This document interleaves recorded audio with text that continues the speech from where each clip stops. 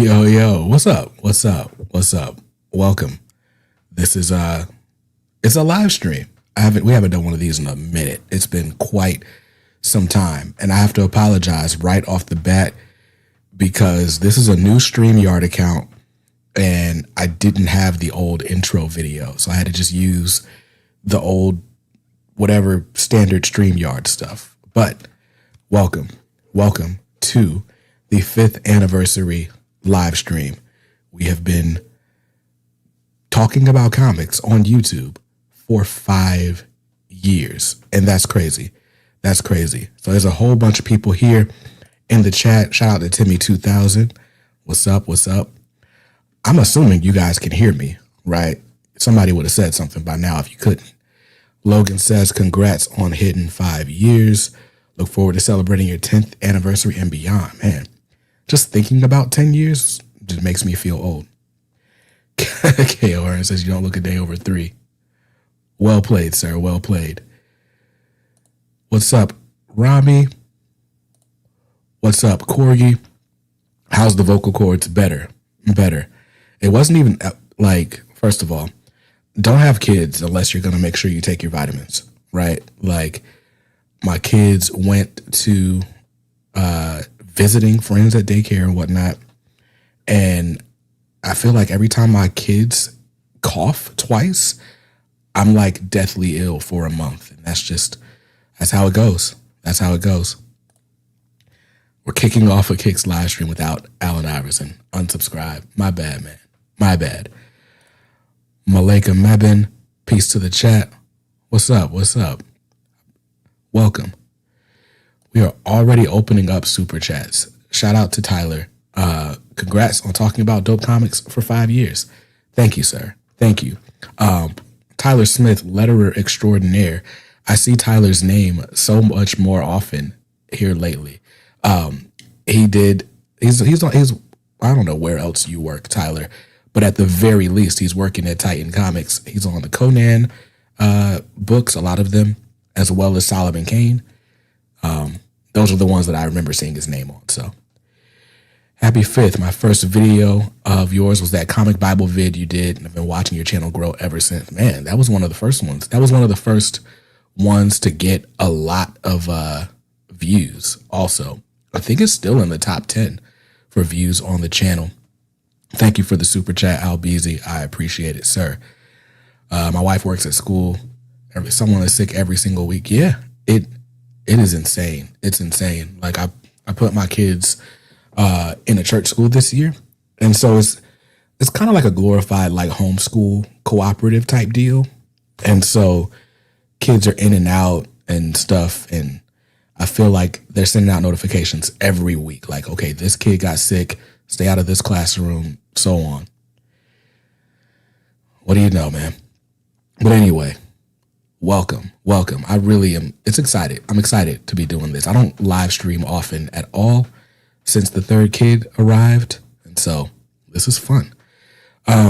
So let me go ahead and set the table a little bit.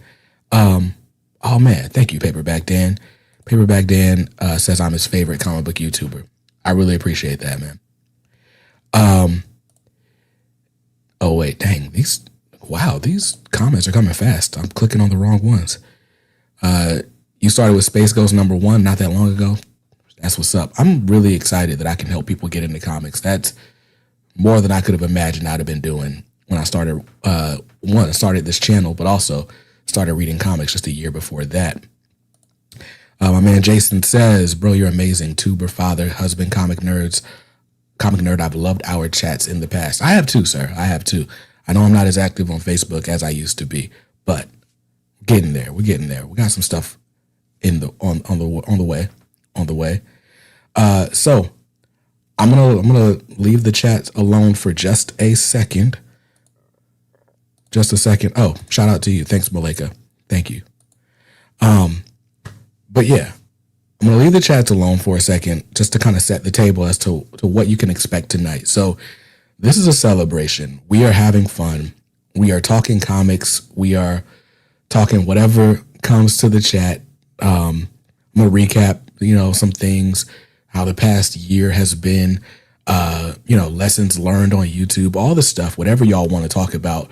But also, we're going to give away some prizes. I've got at least 5 mystery packs of comics that we're going to be giving away.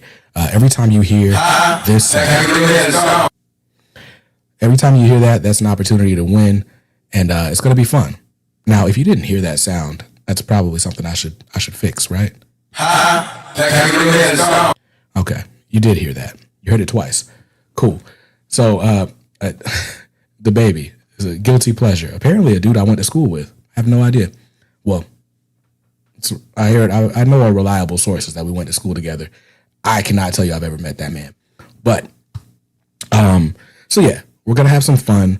But before we start the celebrations, it's like reverby. Yeah, it's supposed to be reverby. I put a bunch of reverb on it. Let me turn it down a little bit, though.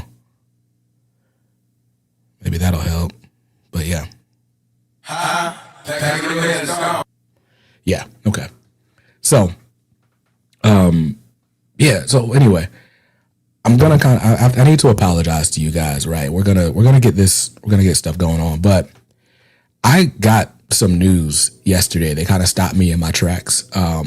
And I don't really know how to get through it other than to share it with you guys. So this, okay, Al Beasley, I'm glad we heard it. So this is my man, Onyx. Onyx is the son of a friend of mine who I met back when I was still working in the music industry, managing artists. His dad is a frequent collaborator of one of my good friends and former artist. And Onyx is 4 years old. Onyx was diagnosed with brain cancer just about a year ago, last December. And they took, as much of the tumor out as possible through a surgery early this year. And he had been in radiation treatments to shrink the rest of it. And I apologize, first of all, trigger warning, all of that. I kind of just jumped straight in. But in the last few weeks, we found out that his cancer has progressed. They found 2 more tumors on his brain. And so, the prognosis isn't great. He could have months left if the next round of radiation doesn't go well. And so his dad has been asking people in the community to just do as much as we can to give him great experiences. And so, our local news did a segment on him. And so he got reached out to go to a Tar Heels game and be an assistant coach on the sidelines. There's a lot of cool stuff in the works for this kid. And I don't really know why I'm sharing it with you guys, except that I have seen firsthand how awesome the comics community can be. The camera I'm filming or streaming this from is a direct result of you guys' kindness. Onyx is 4. And so there's a link. There are 2 links in the description of this video where you can support. The first is if you want to just support the stream or what all is going on. Super chats are always welcome. They're always helpful. YouTube, I think, takes 50% of every super chat. So you can also support a little bit more directly with the link down below, the Buy Me a Coffee link. Totally optional. And that goes directly to, just kind of supporting the costs on the channel. Specifically tonight, we're talking about shipping costs for these giveaway packages. But the other link you'll see will take you to a GoFundMe that Onyx's mother has set up to, again, provide as many experiences, cool in-person experiences as we can in whatever time that Onyx has left. Of course, our prayer is that the radiation will take and it'll be good for years to come. Him and my second child are 3 months apart.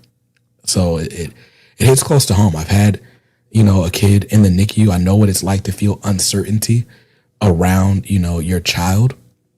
I also, our channel is not a stranger to cancer. I our late moderator, forever moderator in the sky, Skipintosh, has been gone for over 2 years now. We lost him to colon cancer at 38, and that was way too soon.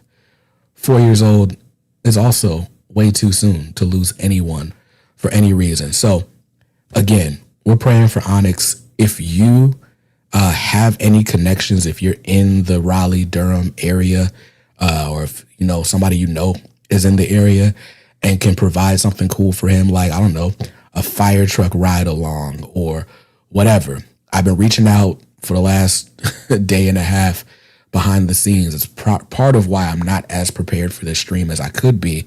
But I've just been, doing what I can to get as much cool stuff in the works for him as possible. So if you would like to contribute to, financially, you can go to his GoFundMe. It's at comicsartdope.com/Onyx. Or like I said, if you have a line on like something cool that he can do in the Raleigh, Durham, Charlotte, North Carolina area in the next few months, hit me up. You can direct message me. You can email me. It's bj@comicsartdope.com. I'm sure James is in the chat. But yeah, I hate to start things off on a somber note, but like I said, I got this news yesterday and it just like stopped me in my tracks. I have not been able to focus on much else. And so I wanted to share it with you guys in the event that is something you guys are able to help with as well. So, like I said, it's in the chat. I should probably pin it to a comment below. I'll do that at some point. But yeah, James can't post links. He's not a mod. What do you mean?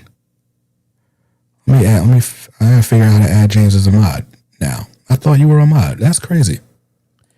All right, we're gonna get there. We're gonna get there. Let me find this page on YouTube. Y'all bear with me. This is live, and this is just what happens when you're live. Something's going to happen, and you gotta pivot. All right, going to happen. So we go to the live chat. James is here. There we go. James is. All right. Boom. James is a mod. That's crazy. I didn't know you weren't a mod already. Anyway, so that's what's been top of mind for me. So I wanted to make it top of mind for you guys. Now, here's how the giveaways are going to work. Like I said, these are going to be blind boxes, mostly because I've been preoccupied for the last 24 hours. I was supposed to be getting these things together and labeling them. I haven't had time. But here's what I can tell you. Every blind box is going to have at least one Marvel Epic collection, courtesy of my friends at Marvel Comics. Every box will also have, where is my stack?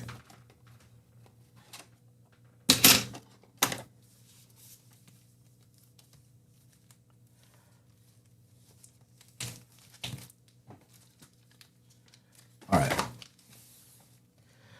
So every box will also have some kind of cool variant cover. I'm trying to pick out like the foils and just the ones that look cool. Some of these are going to be from Marvel. I've got some from DC. I've got several from Dynamite as well that I'll show you guys here soon. And being real with you, I'm not going to be like picking up these books and showing them on screen. I mean, it's a mystery box and you'll get mysterious prizes in them. But some of the cool stuff that'll be available. Do you guys remember? This is channel lore. So the last time I did a live stream on this channel was almost a year ago. It was Black Friday last year. And I did a live stream with Dynamite and it was supposed to be a claim sale. And it crashed and burned. When I tell you, I think there was one person in the audience the whole time. And there's a point on the stream where Nick Barucci is like, hey, let's sweeten the deal. We got like some original sketch cover comics. And He's like, if if nobody claims it, then I'll just give it to BJ. And I did not think that I would end up just with all of this stuff because literally no one, no one was there. So some of the packs will have, a random selection of one of these in there.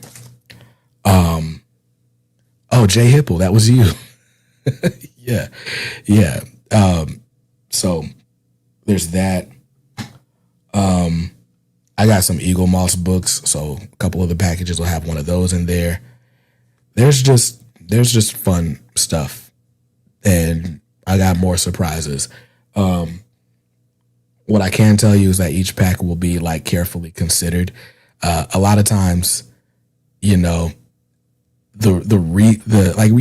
give away stuff because we don't want it, right? Why you take stuff to Goodwill, right? But yes, this is going to be overflow stuff, but also good stuff. So I'm going to play the giveaway sound, and then we will do, what will I do? I got trivia cards I can do. We can ask questions. We can do trivia if you want to do that. That'll be fun. That's a fun way to give stuff away. I got Batman trivia. But also we could do like a wheel of names or whatever. We'll figure it out. But yeah, so that's how the giveaways will work tonight. Jay Hipple says, do you think any other publishers are going to come out with compacts like DC? Yes. Skybound is doing compacts. Skybound's doing compacts of Invincible. They just announced new ones of The Walking Dead Deluxe. I'm not salty about them at all. Marvel does have the premiere editions. And then that might be all that I know of. But all that to say, the compact format has been doing well for DC. So I absolutely believe other publishers will be following suit. Yeah, man, let's just do Q&A. This is fun. Jasper says, happy 5 years, BJ. Thank you. Thank you, sir. Timmy says you should do a mix of both, like just wheel of names and trivia. I'm down with that. Paperback Dan says Vault is already doing compacts. And I know Marvel has Premiere, but it's more of a larger format and not as travel friendly as the compacts. That's interesting. So, I don't leave my house, so I don't necessarily need books to be travel friendly. I like that the Marvel Premiere editions are a little bit bigger. I feel like it's the perfect in between from like a DC DC compact collection and a Marvel Epic collection.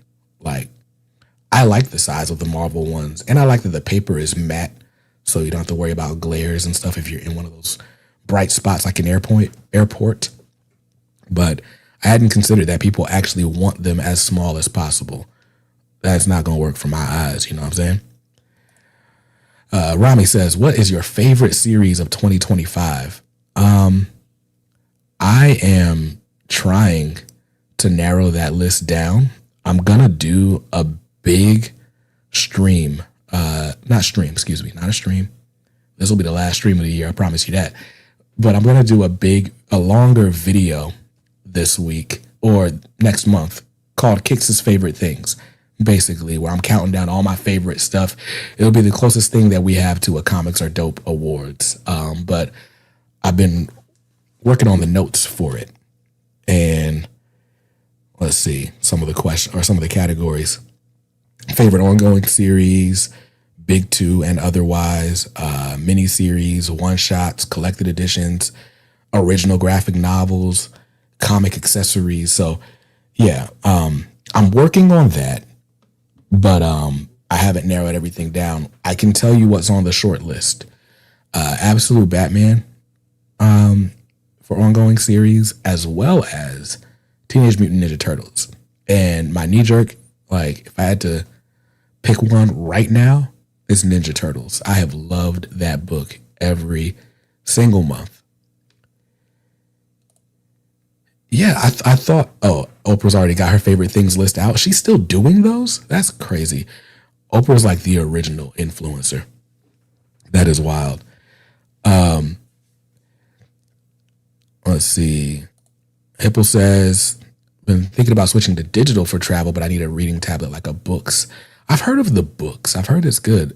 Amazon's got this thing called the Kindle Color Soft, something like that. Let's see. But yeah, I lost my train of thought. Wow says happy 5 years and happy new comic book day. I like DC Compacts, good for Subway reads. Nice.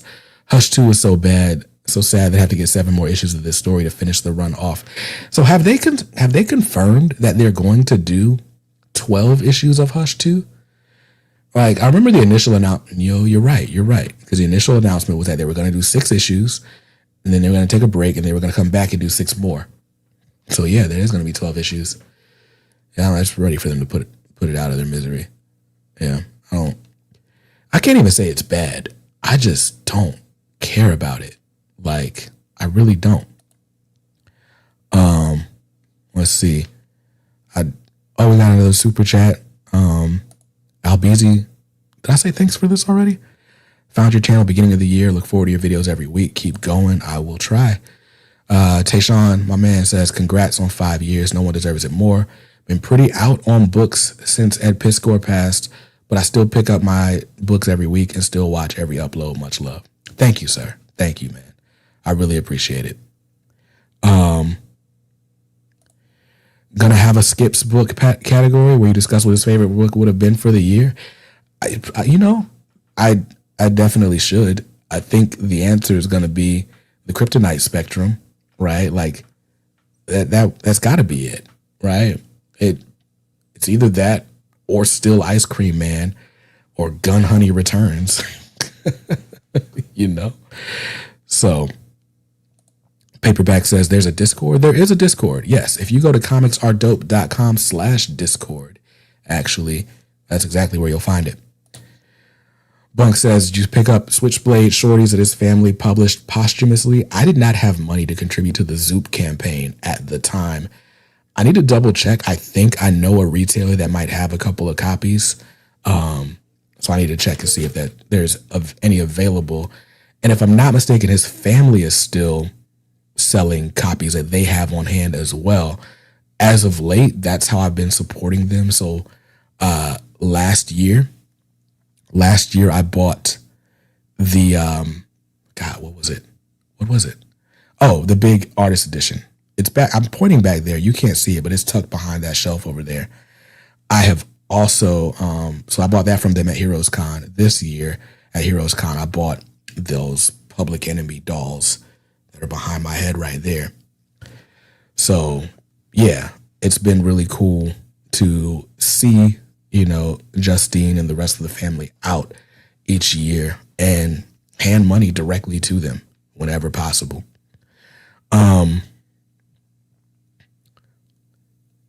Skip would have been a Spectrum fan. You know what? I bet that's true. That's true. I've read bits and pieces of Spectrum. I need to just sit down and read the rest of it. Missed out on the campaign, but checked and Neighborhood Comics in Savannah has it. Might wait until next Heroes Con and buy from them. Yeah, that's my favorite way to support. It's probably a gamble, like, especially now that they're throwing their own con. But hey, it is what it is. It warms the heart. Robert says, you're the reason I started collecting most of the comics I'm currently reading. Thanks for recommending good reads. Thank you for liking my recommendations. Like, in my head, I'm still new to comics. And so my opinion to me is not really worth all that much. But it's one of my favorite things to hear from people, like that they read something that I recommended and they enjoyed it. So that's been cool. Logan says, is the giveaway open to people outside the U.S.? Sorry if you've answered this already. It's difficult to do giveaways outside the U.S. Last year, what I did was I allowed people to win outside the U.S., but they had to pay the shipping. If you're open to that, I totally don't mind. Otherwise, it probably makes sense to just do US only, because I don't know what the deal is with like tariffs and all that. Like, I don't know if it's cost prohibitive for you at this point.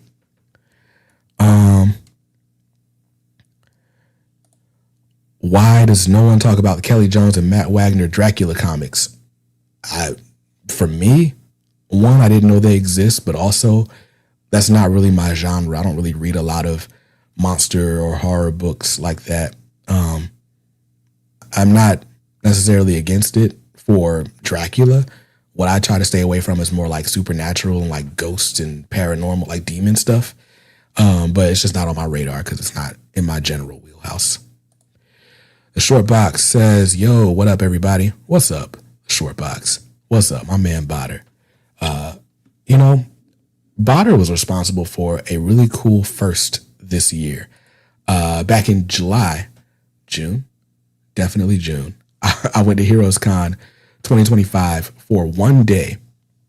And the only reason I went to that convention, because I had sworn off conventions this year, but I went because Botter invited me to co-host my first panel. And we did a live podcast where we talked about some of our favorite stuff of the year up until that point. TMNT was on my list back then, and it's still on my list now.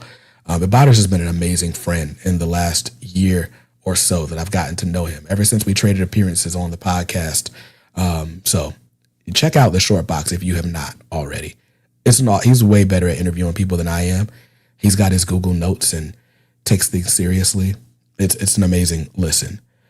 I am so behind on this chat.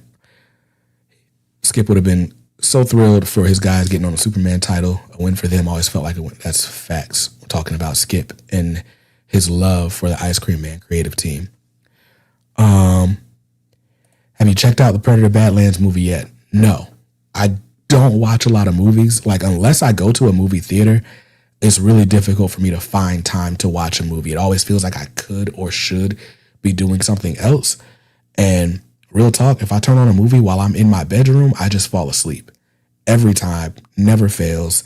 I have finally seen most of Fantastic Four on Disney Plus, and that's because I happened to come in when my wife was watching it. So I saw the very beginning. Like, I kept falling asleep right after the Silver Surfer makes their first appearance in the movie. I saw there's a big press conference scene that kind of sets the tone for what the big conflict is. And then I saw the final battle. So like that kind of counts as the whole movie, right? I don't know. But I saw enough of Fantastic Four. I really liked it. Really liked it, by the way. Do you read any manga? I do not. I need color in my comics, bro. What comics podcasts do you listen to? Any? Yes. I can highly recommend the Short Box. Also, Off Panel. I kept wanting to say Sketched. Off Panel with David Harper. The Comics Pals. They do a live stream on YouTube, but that is later available as an audio podcast. Love their show. That's probably it. That's the trifecta. Did I name 4 things? 4 things can't be a trifecta, but those 4 things. Bunk says that live podcast is one of the highlights of Heroes. It was definitely a highlight for me, and I'm glad you enjoyed it because I know what you gave up to be there. Tackmanite can't be here the whole stream. Be here about 10 more minutes. Really enjoy the channel. I appreciate it, sir. I really do. Oh, yeah, I'm definitely missing Comic Book Couples Counseling. I listened to them. They just did a Daniel Warren Johnson episode that I liked a lot. First Issue Club, I have seen. I don't know that I've listened to them before. I've definitely listened to the Oblivion Bar. So, thanks for reminding me I need to reach out to the Comics Pals. I met them at NYCC. Super good dudes. Yeah, all but one of them. It's really great. Love them. Try mine. Comic Timing Podcast. Kind of an OG since 2007. Word. I need to write that down or I'm going to forget it. So 1 second. Also, like, does this like just straight up confirm that I'm an old man? Like, just taking out a pen and pad and writing stuff down. Atomic Timing Podcast. All right. What con is the best for comic books, not comics as a theme? All the ones I've been to, mostly cosplay and pop culture, not a lot of comics. One had 55 booths and only 5 had comics. That's tough. That's rough. Heroes is going to be my recommendation. I have heard on good authority that Baltimore Comic Con is great for straight up comic book fans. Other than that, everything I've ever heard has been like, a big pop culture and all that. I will say the Artist Alley at New York Comic Con, it was a tight room, but there are so many comic creators. That might have been the best. Maybe not the best.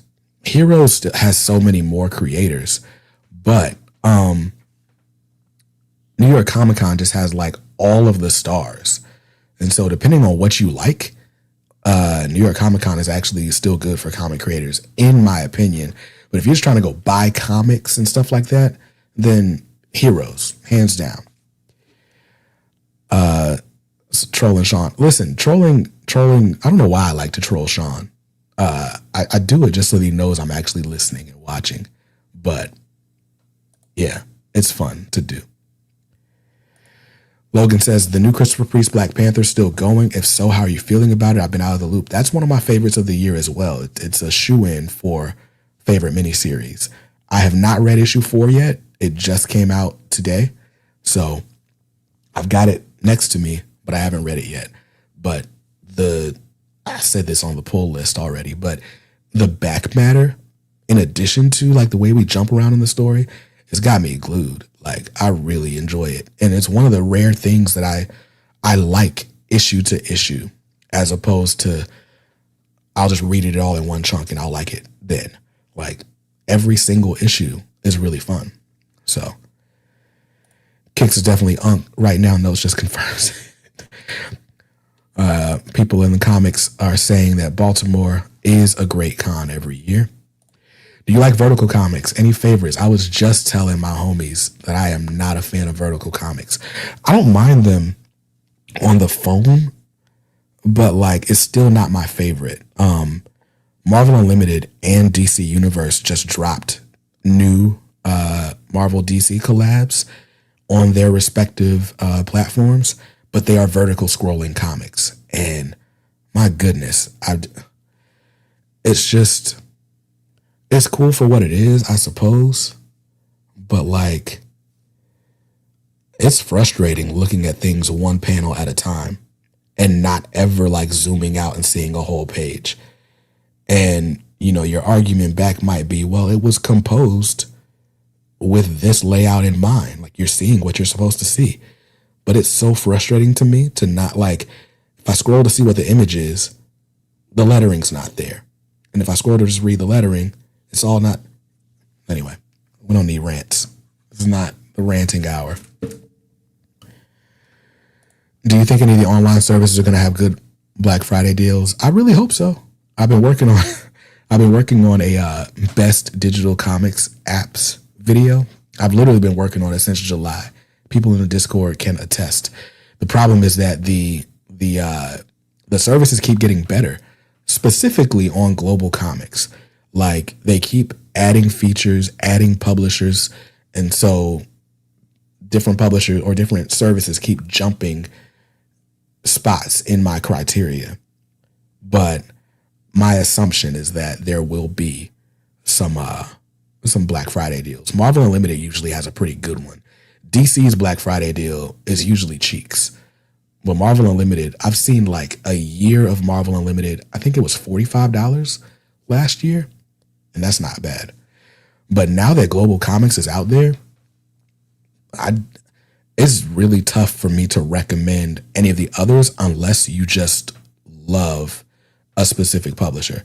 Global keeps losing publishers too. Really? I'm not watching the stuff enough, but all the publishers that I care about, well, I shouldn't say it like that.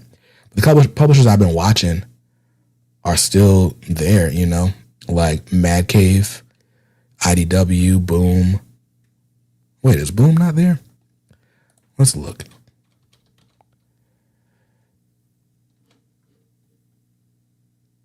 Maybe not. I typed Boom in the search bar. Nothing happened. Did they have Boom to begin with? I don't remember. Anyway, that's an aside. Should I pick up Street Sharks? Me and my wife been enjoying Roots of Madness and how well the homie Stephanie Williams has been writing that title. What you call it? What was I gonna say? Street Sharks. Sorry, I'm reading several comments at a time. I used to be better at this. I swear. Roots of Madness is a very different feel from Street Sharks. Like Street Sharks feels like Street Sharks. Like I think every book is gonna feel like Stephanie Williams that she writes, but Street Sharks is one of those that like it just feels like what it is. So I've off of one issue, I would recommend it if you're a Street Sharks fan. I don't know that reading it is going to make you a Street Sharks fan if you were not already. Like if you didn't at least have some kind of affinity for it, or if you're coming like just straight off the street and like, you know, it's brand new to you. Sure, you may like it. If you didn't like Street Sharks actively before, you probably won't be changed by the book. Most of my books are Dynamite. They don't put new stuff up there. That's true. Dang, that's whack. I didn't know they lost Boom Studios and Oni. Oh, wait. I was reading Oni Press books because I was reading Scott Pilgrim on Global Comics. It shows you how long it's been since I tried to read Scott Pilgrim. That sucks. Let's see. What's your favorite and least? Am I that far behind on the chat? Okay. What's your favorite and least favorite thing about comics? My favorite thing about comics is the community. Hands down. Like the other people that like comics are people that I generally enjoy the company of.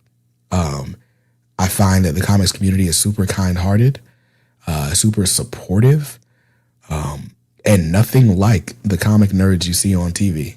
Like usually like all the nerds on TV are like socially awkward or don't want to talk to you or what have you.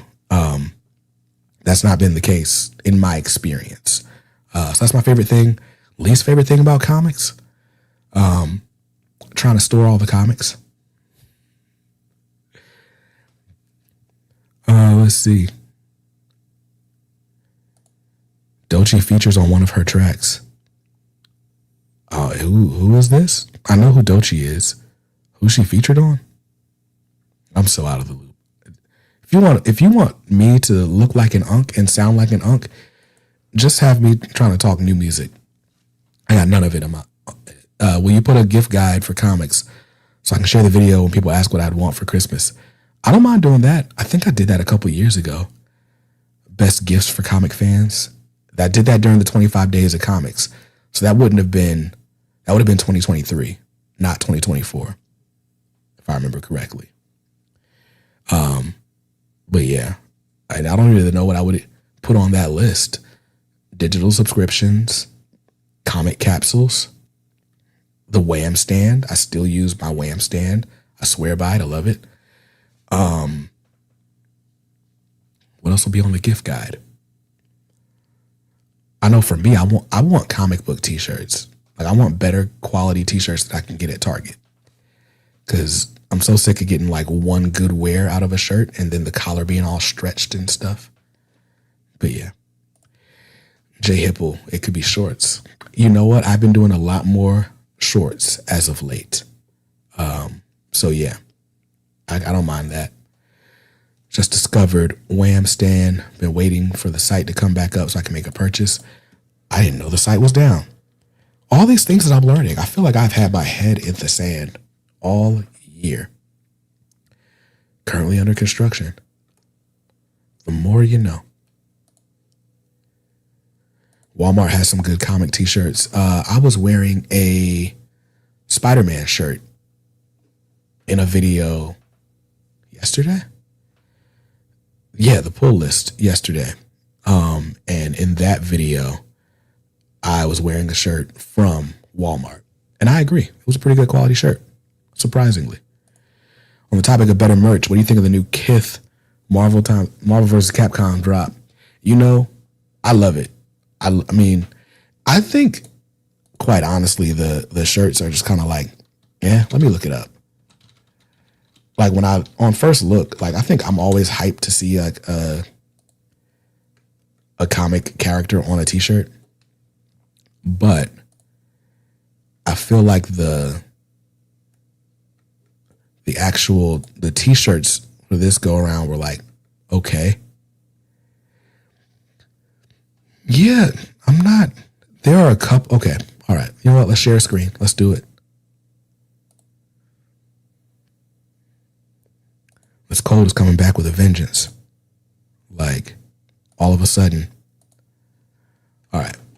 Let's scroll to the top of this Marvel v. Capcom drop. Of course, the Asics are always going to be the hot play. Like, Iron Man versus Mega Man double box. I would wear both of those shoes.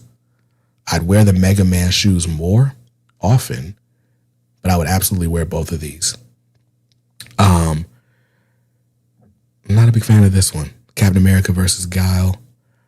I love these Ryus though. All right. Anyway, that's sneakers. I mean, my name is Kicks for a reason. I'm not wearing any of these jackets. Maybe this one. And even if I wore this one, it would kind of defeat the purpose because I would almost certainly layer it with a jacket of some sort. Okay. This hockey jersey. That is hockey, right? This hockey jersey is cool. The worldwide. This just reminds me of Wu-Tang. But you know what the big deal is? The elephant in the room? I don't know any of these Capcom characters. Like I know Ryu from Street Fighter. I know Ken from Street Fighter, and Chun-Li. And that's all I got. That's all I got. So like these aren't gonna move the needle for me. First of all, like this is a shirt that perhaps you might see at Walmart. Won't be as heavyweight of a tee. But just a fighting screen for $75? That's wild. That is wild. Now, when I initially scrolled the shirts, that I was like, okay, I might wear that. This one right here. This is cool. I like that. I like the Doom looming in the background. And this one, I just like the colors. I like the colors on this one. But I don't know. For me, I'm not the biggest streetwear guy. I don't need everybody in passing to know how expensive my outfit is. And so like the big Kith branding doesn't really do much for me. But then like without the Kith branding, it's just an otherwise $20 comic t-shirt. So I can't justify spending that on this either. I'm going to check the chat and be caught off guard. You can't see my screen. Oh, dang. That's unfortunate. Why can't you see me? Oh, that's whack. That's so whack. The ADHD got me. My bad, bro.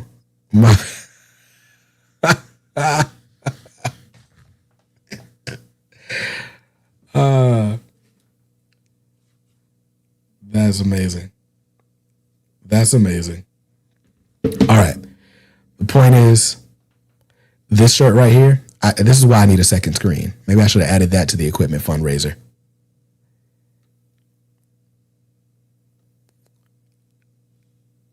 That is so funny. Now I'm looking at the chat. Yeah, man, y'all got me. Y'all got me.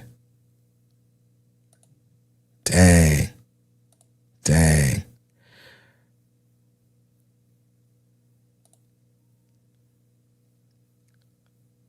I'm gonna say I'm not going back through it. I'll go back through it. I'm not going through every little thing, but looking at this, I'll keep it a buck. Most of these shirts, the designs are just like, meh, you know? This one's cool, but I probably wouldn't wear it. On the t-shirt front, the only one that's really grabbing me is this one right here. But it's got the big Kith logo, and it's $80. Now, I did see, what is that website? Shoe Palace. Shoe Palace has a Marvel collection. And this stuff is, it's not as expensive, but it's expensive too. But this X-Men jacket right here, dog, better than everything on that Kith drop for $110.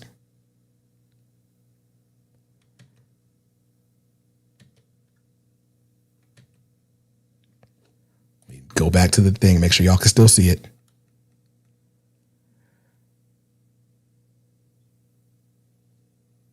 Yeah, see? Again, not a limited drop. It might be limited, but it's still in stock right now. And look at this. The Spider-Man versus Venom. $35. All over print shirt. Yeah, man. I'm cool on this Kith drop. I was already lukewarm on it. And then I went back to this Shoe Palace drop, and I'm like, everything up here is better. I absolutely need Spider-Man Crocs. Let me tell you, I bought the Batman Crocs last year, right before New York Comic Con. They're so comfortable. They're really comfortable. Only thing that would make these better is if they were in Miles's outfit. But those are fly. The Batman ones I love, but they're kind of annoying because they got the wings on the back, or the fins from the Batmobile, and they always get in the way of things.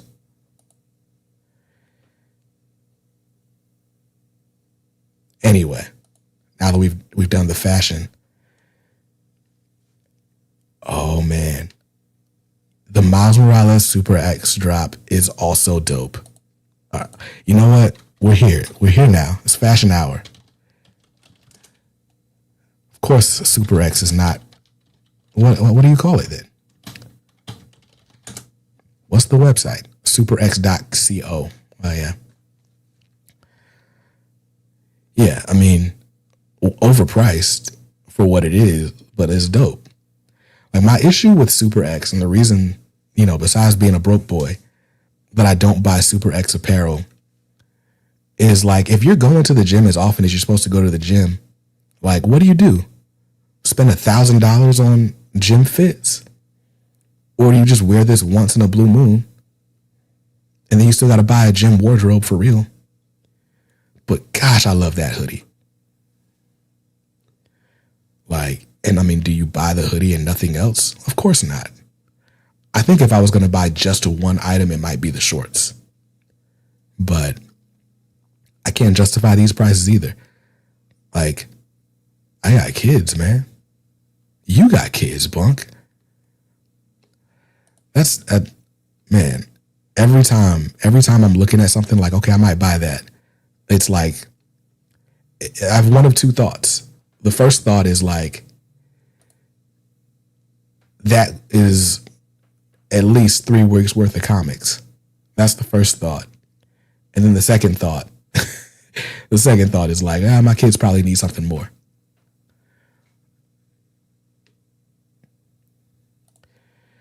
Someone's in the gym 5 times a week. Outfits are pretty consistently geek wear. Power Ranger shorts are my favorite that I own.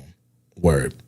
When I was in the gym, I have not been in the gym in a year. New York Comic Con weekend marked a year since last time I was in the gym.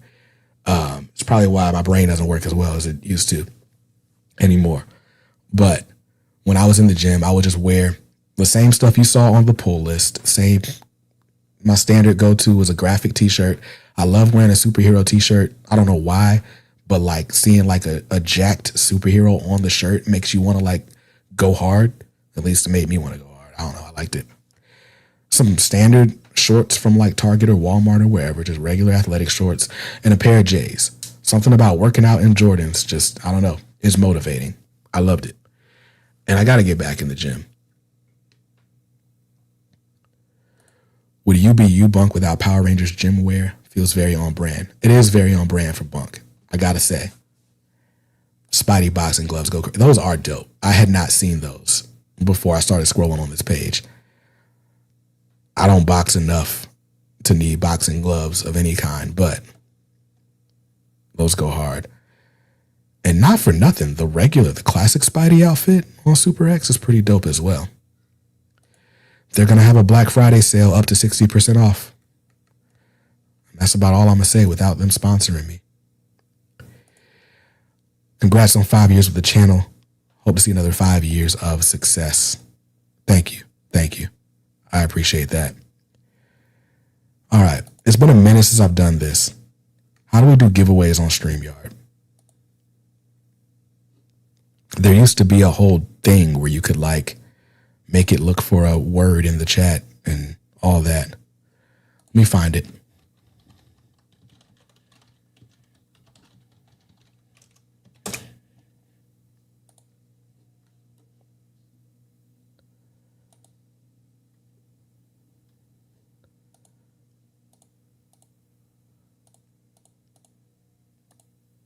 All right.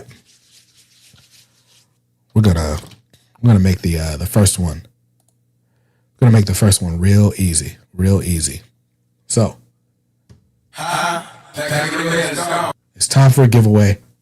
And all you gotta do to be eligible for this one, live in the United States, or, pay me shipping, I guess. And type the word dope in the chat.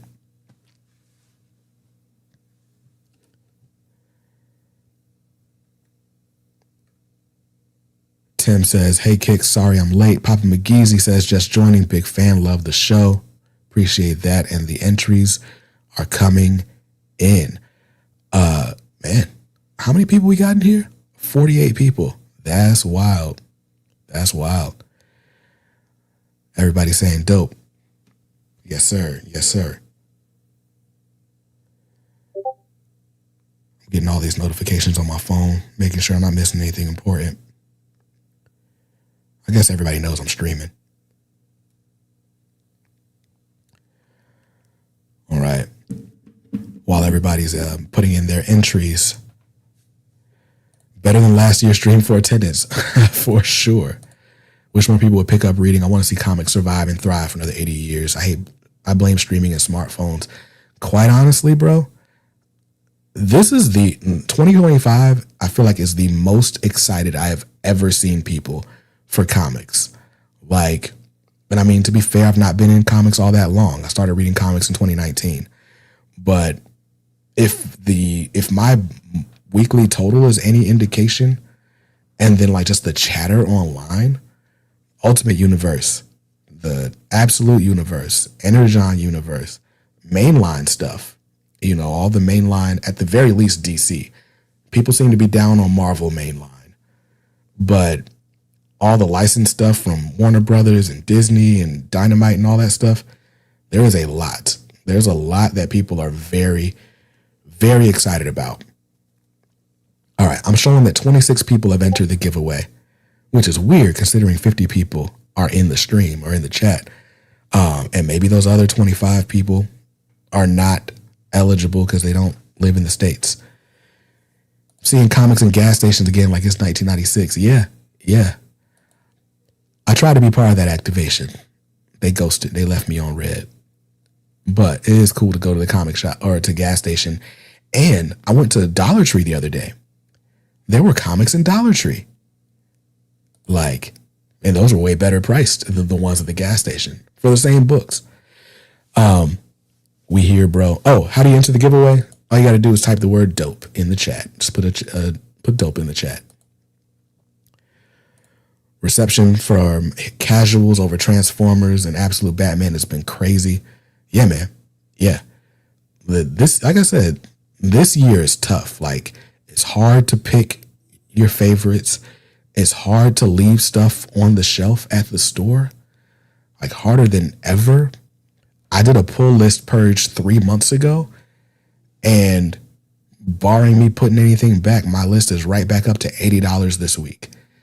That I never have to purge more than once a year. But there we go. Absolute Martian Manhunter, I fell behind on it. I definitely fell behind on it.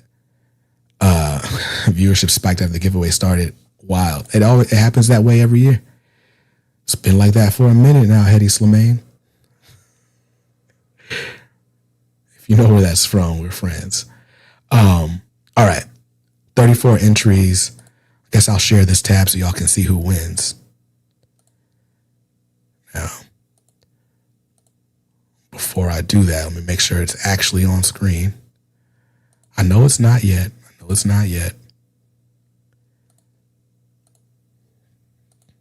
All right. Here we goes. All right. So, 34 entries for the word dope. Let's draw ourselves a winner. May the odds ever be in your favor. Sun ID. Congratulations. I have not seen that name before, but congratulations. Now, if you, I should do this. This is an example. I didn't mean to show the example text. God, I'm such an unk today.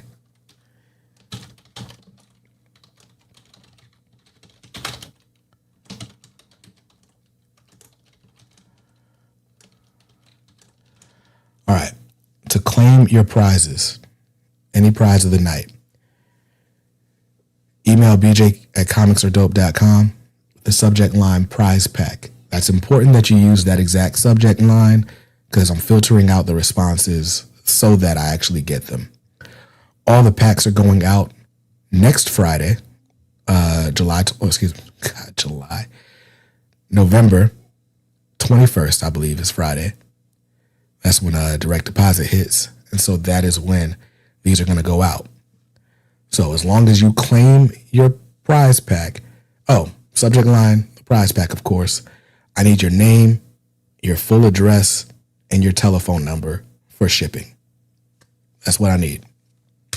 So I'm going to edit the banner. I'm going to edit this.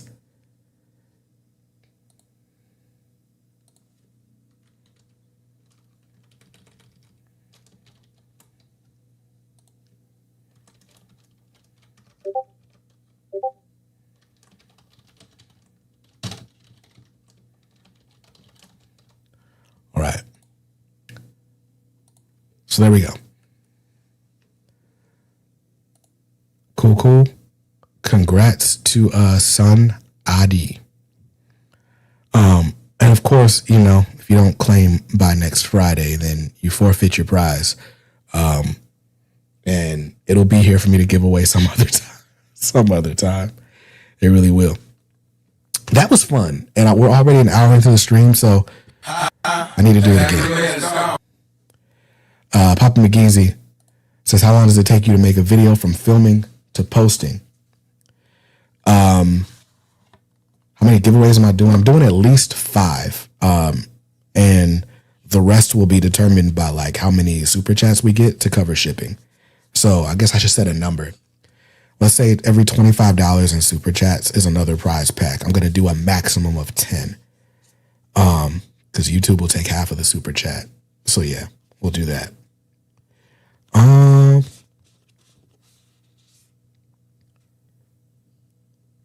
This time around, we're going to do Batman trivia. Do I want to do? Yeah, YouTube takes, it's either half or it's 30%. And I can't remember which is which. They take half of super chats, I think, and 30% of channel memberships, if I remember correctly. It's not fun. Which is why so many of your favorite creators have a Patreon or some other support link as well. How long does it take to make a video from filming to posting?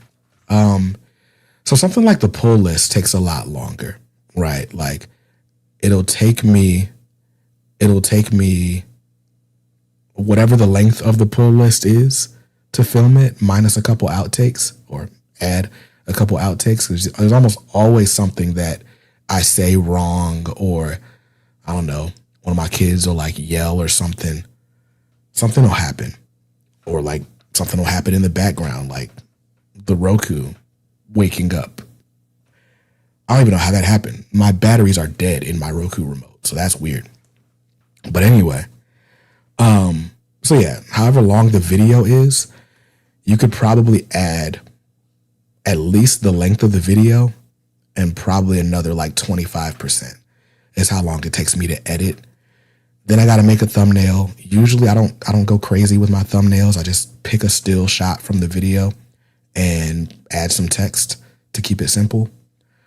But I guess all told, it probably takes me twice as long as the length of the video to make the video.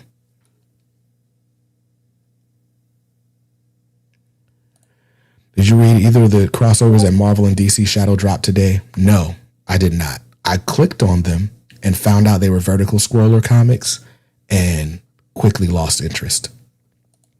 Shauna says it's half for sure. So YouTube does take half of the super chats. So yeah, I am prepared. Like in my head, every package is going to take me at least $15 to mail out, media mail and whatnot, because of how heavy it's going to be. I'm still trying to find a good trivia question to ask. I know all y'all are going to do is like Google it anyway, but still, man, still. That can't be the real answer. This is the real answer. I'm reading some of these trivia questions. I bought this whole deck of Batman trivia cards at Ollie's, by the way. $6 I didn't need to spend, but I'm so glad I did. I think it was $6.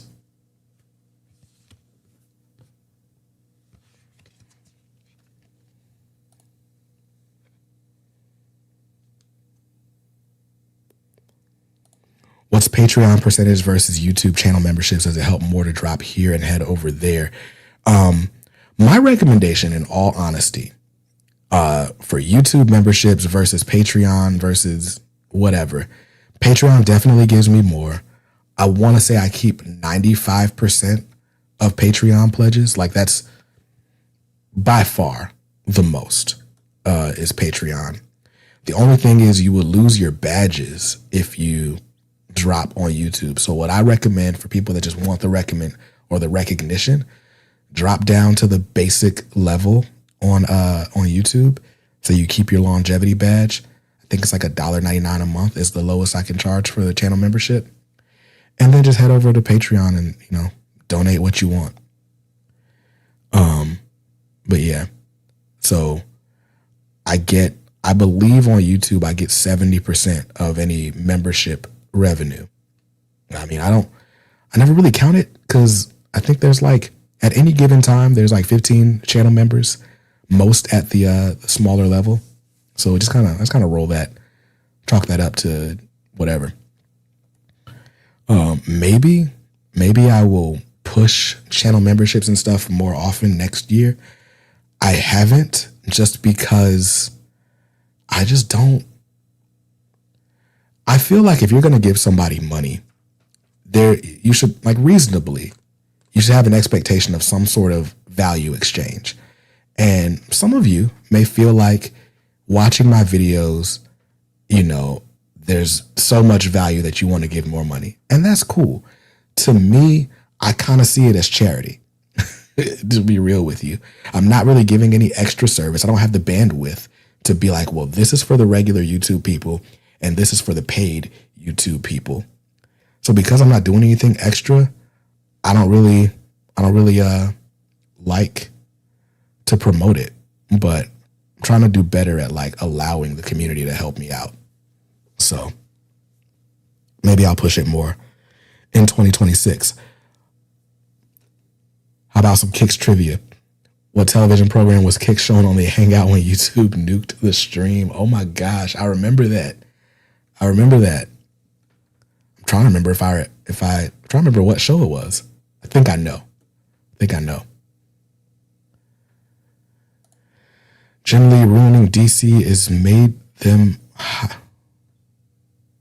Jim Lee running DC is what made them hot. People forget the dude sold more X-Men copies than everyone else put together. It's why DC is on fire right now and into the future. Absolute Batman's king right now. Word.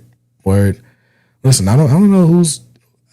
From what I've heard, a lot of comic book creators feel like DC is a lot better off since the regime change. Since Dan DiDio has been out as publisher and Jim Lee has been more in control. I think Jim Lee is now, his official title is president. Marie Javins is editor-in-chief. And people definitely say the environment is better. Mark Waid has been cooking. Scott Snyder's back. DC is definitely doing well. And I don't know who you attribute it to, but they're doing well. Congrats on 5 years. Favorite comics 2025 so far. We'll talk about that in just a second. I get sidetracked super quick. I got to do another giveaway. So let's do, that's not what I meant to do. All right. We're going to do another giveaway. And this time around, it's going to be a trivia question because I did find a trivia question. You can only win one time per night, by the way. So, for another dope pack, as we're calling it, putting a dope pack in the mail. Wait, where'd it go? This isn't the one. Yeah, it is. Which Batman villain got his name from an English nursery rhyme? Let me know in the chat. And I'll make a banner with this question.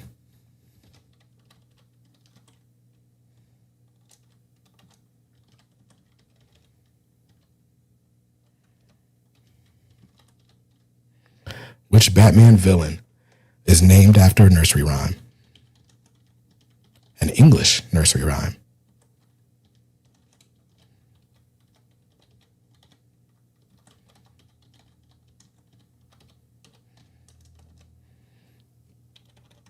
Typing with one hand. I feel like Unc.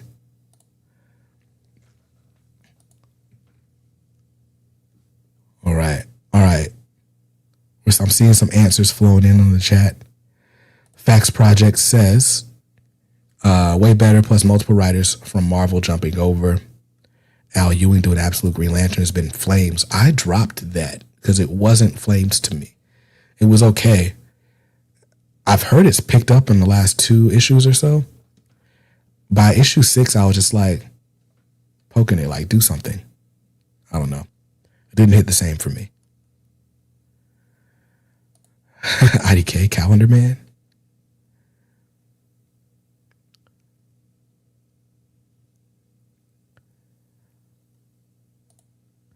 Is Sandman a Batman villain? Clayface is a Batman villain. Sandman is a Spider-Man villain, right? What's up, BJ? As a lifelong Batman and Justice League fan who hasn't read much else of DC and wants to get into Superman, what Omni do you recommend for someone who's never read any Superman before? If you've never read Superman before, I don't know that I would recommend an omnibus per se, because I feel like it's better to just try out a bunch of shorter stories. But if you just got to have an omnibus and you want it to be Superman, let's take a look at the shelf. I think an easy answer is probably Death and Return of Superman. Because if you're not a big Superman fan, maybe you can only take him in doses, and this has a lot more super family. And then when Superman comes back, if you did like him, then you'll be excited about his return. Yeah, if I'm looking at just my shelf, I got to go with Superman by Tomasi. That would be the omnibus I recommend for a new Superman fan. All the stuff I love about Superman, the family stuff, that's there. Still getting answers in for this trivia question, and I'm just going through the chat. What creator who you haven't met would you like to meet? I have not met Scott Snyder in person. We've chatted online before. Ooh, is there somebody I haven't met or interviewed that I'd like to meet? That's a tougher question. I interviewed Jeff Johns. I'd love to meet him in person. I met Priest. I met Cowan. I met Kanye West. I'm never going to fail. I'm looking at my shelves like, okay, who's on the shelf? Like, who? I've not met James Tynan. That'd be cool. I met Rodney Barnes. I met so many people that I really admire. The other people that I'm looking at on this shelf, I'm like, if I met them, I'd be like, I wouldn't have a bunch of words for them. I'd be all starstruck and stuff. Like, what do I say to Grant Morrison? Or, yeah, that's the one. I'd love to meet Gail Simone. I think Gail Simone's my final answer. All right, I've not met Rob Liefeld. I've not met Rob Liefeld. Or Josh Williamson.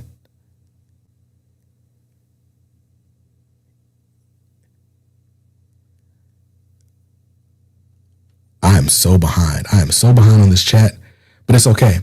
Al, if you didn't notice, the answer was Solomon Grundy. And with that, let's go ahead and draw the next winner.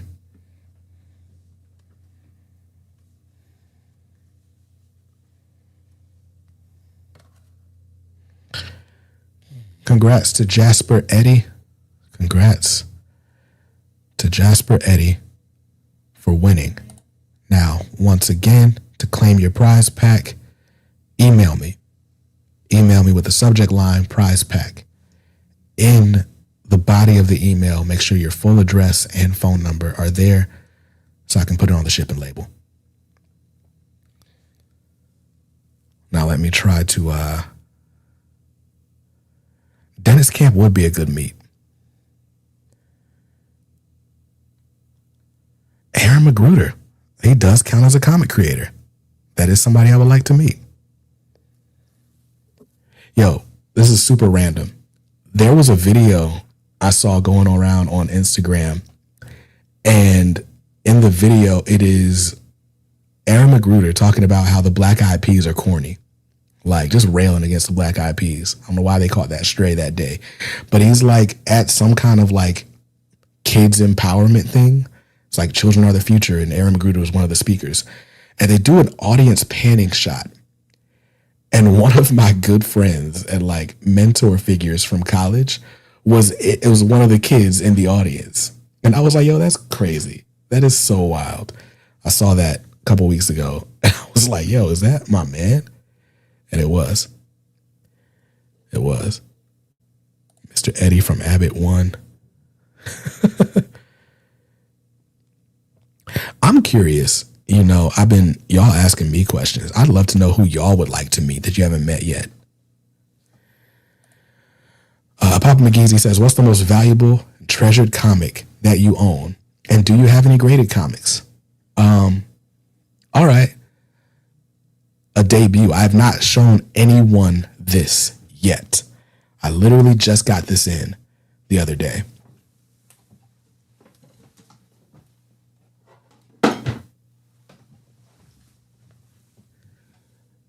This is now the most valuable and treasured comic that I own.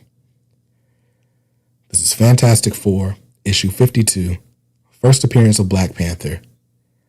I did thumb through it one time. It's in a low grade, as far as I can tell. I'm not going to send it off to the CGC or anything.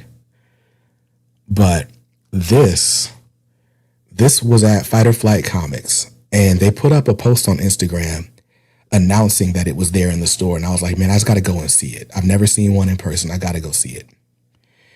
And my man, Danny, who owns the shop, was like, yo, B, you got to have this one. And I was like, yeah, but I can't afford to pay you for this comic book. And it was right before I started the equipment fundraiser. And he was like, look, we can work out something. So basically, Fight or Flight Comics, who sponsors the pull list, I agreed to give up my sponsorship for a couple of months to pay for this. So I haven't been getting sponsorship revenue because it's been going towards paying back for this book. I finally paid off my debt in sweat. And now it's mine. Now it's mine. And this is officially the most expensive comic in my collection, the most prized. I think before this, the most expensive comic in my collection was probably my first appearance of Miles Morales, which is also not graded. It's also in a comic capsule. But yeah, so grateful that Fight or Flight, basically allowed me to put this on layaway with them because I did not have the money to pay for that book outright.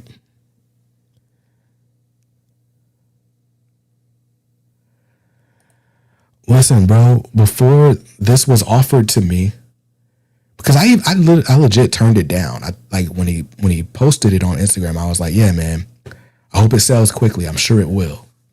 And it was still at the shop a week later. Nobody had ponied up the money for it. And he made me an offer. I couldn't refuse the offer. So, and I don't buy graded books. And I don't buy expensive comics.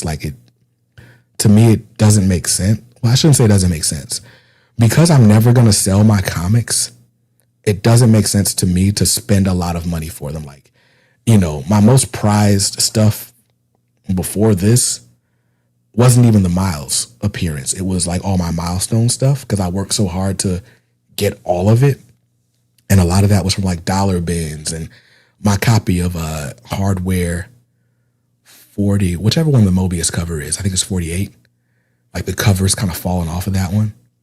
I don't mind having low grade stuff. For me, it's just about the sentimental value. And if value is only going to be sentimental, I don't need it to be crazy monetary value. But this was one of those things. I never thought I would own it. I was going to just get a facsimile. I was looking on eBay for facsimiles of this book to put on my Black Panther display. But now I've got one. It must be great to have such a close relationship with your LCS. At this point, it's not a relationship with my shop. We are just good friends. I hang out with the staff there outside of the shop. It's one of the things I value and cherish most about just being in the comics hobby is the real life friendships that I've developed through it. I don't know. I probably don't shout them out as much as I should, but I can't tell y'all what it means to me to have the relationship that I have with the staff in my shop, with the owners. I don't know how much of personal stuff I want to get into, ever, because I feel like internet life and personal life should be different. But there was a time where I was very close to ending this channel, just stop not posting on it. And a big part of what got me through it was them fighting for me to have sponsorship revenue. There was a point where I was not about to be able to keep buying comic books. And they stepped in and were just nah, man, you got to keep doing this. You have to. So whatever we can do to help you, we're going to do that. And so it's so much deeper than rap. It's so much deeper than rap as a figure of speech.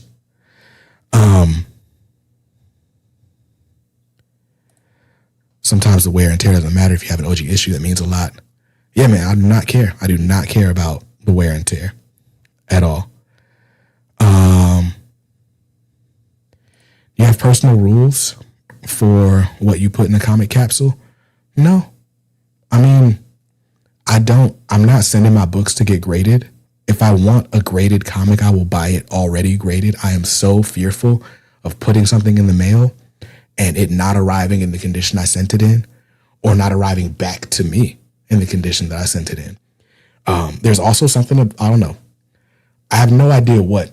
I don't do grading stuff. My man Evolutionary Comics is here. He does grading stuff. He was here.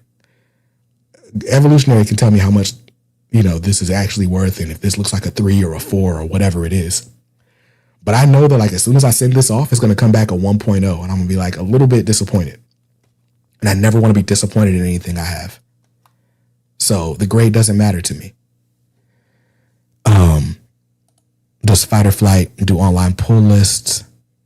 No, they don't do online pull lists. I will check with them to see if that's something they're interested in getting back into.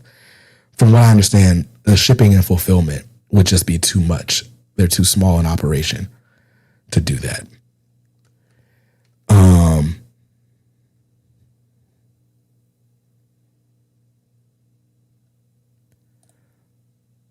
It's crazy. I have some grails, not trying to flex. I get super joy when I see anyone else on YouTube who has the same stuff. I'm on the right path of collecting. Word. I'm in a comic desert. LCS closed 2 years back, but the closest shop is a 45-minute drive. Word. If you don't mind me asking, how much were they selling the first appearance for before they offered it to you? The price on it, I want to say, was $650. I want to say that's how much they were selling it for. Hello, comic book family. Congrats on 5 years of the channel. Been a subscriber to 3 or 4 years. Wow, that's crazy, Clarence. Thank you. Thank you. Who's your favorite Black Panther writer? My favorite Black Panther writer is probably Priest. It's probably Priest. I love the Hudlin run. That's the one that I recommend to new readers most. But yeah, hand on the Bible, it's Priest for sure. Just discovered comic capsules because of something you recently posted. I love them. Not a graded comic type of person either. Yeah, I think comic capsules are great for someone who just wants to display things in their personal collection. I do think graded comics have a place, right? Wait, where is it? Oh, that's hilarious. I just realized my first appearance of Damian Wayne is not on display in here. It's still in a box somewhere. I have all my graded comics in a box because I still haven't decided what I want to do with this wall. I got stuff. I literally just put that on the wall so that the wall didn't look so bare. I had another poster on the wall that I taped up and it fell when I was interviewing somebody earlier today. So, yeah. Definitely not John Ridley. I'll tell you that much. No, you don't do movies a whole lot. Are you excited for Doomsday or Secret Wars? I am excited for both Doomsday and Secret Wars after watching Fantastic Four. That post-credit scene, without spoiling anything, I thought was really cool. And it got me back hype. I've not been excited about the MCU since No Way Home. I think that was the last MCU project I was really hyped for. I have still not seen Deadpool versus Wolverine. Once they started making everything a TV show, it's been MCU overload. I can't do it. But I'm excited for Avengers Secret Wars and Doomsday. I'm also excited for whatever Black Panther 3 is going to be, whether they recast T'Challa or not. I'm very curious to see how that goes. But yeah, I'm going to make my backdrop for Zoom calls all comics and then change them out every now and then. That'd be dope.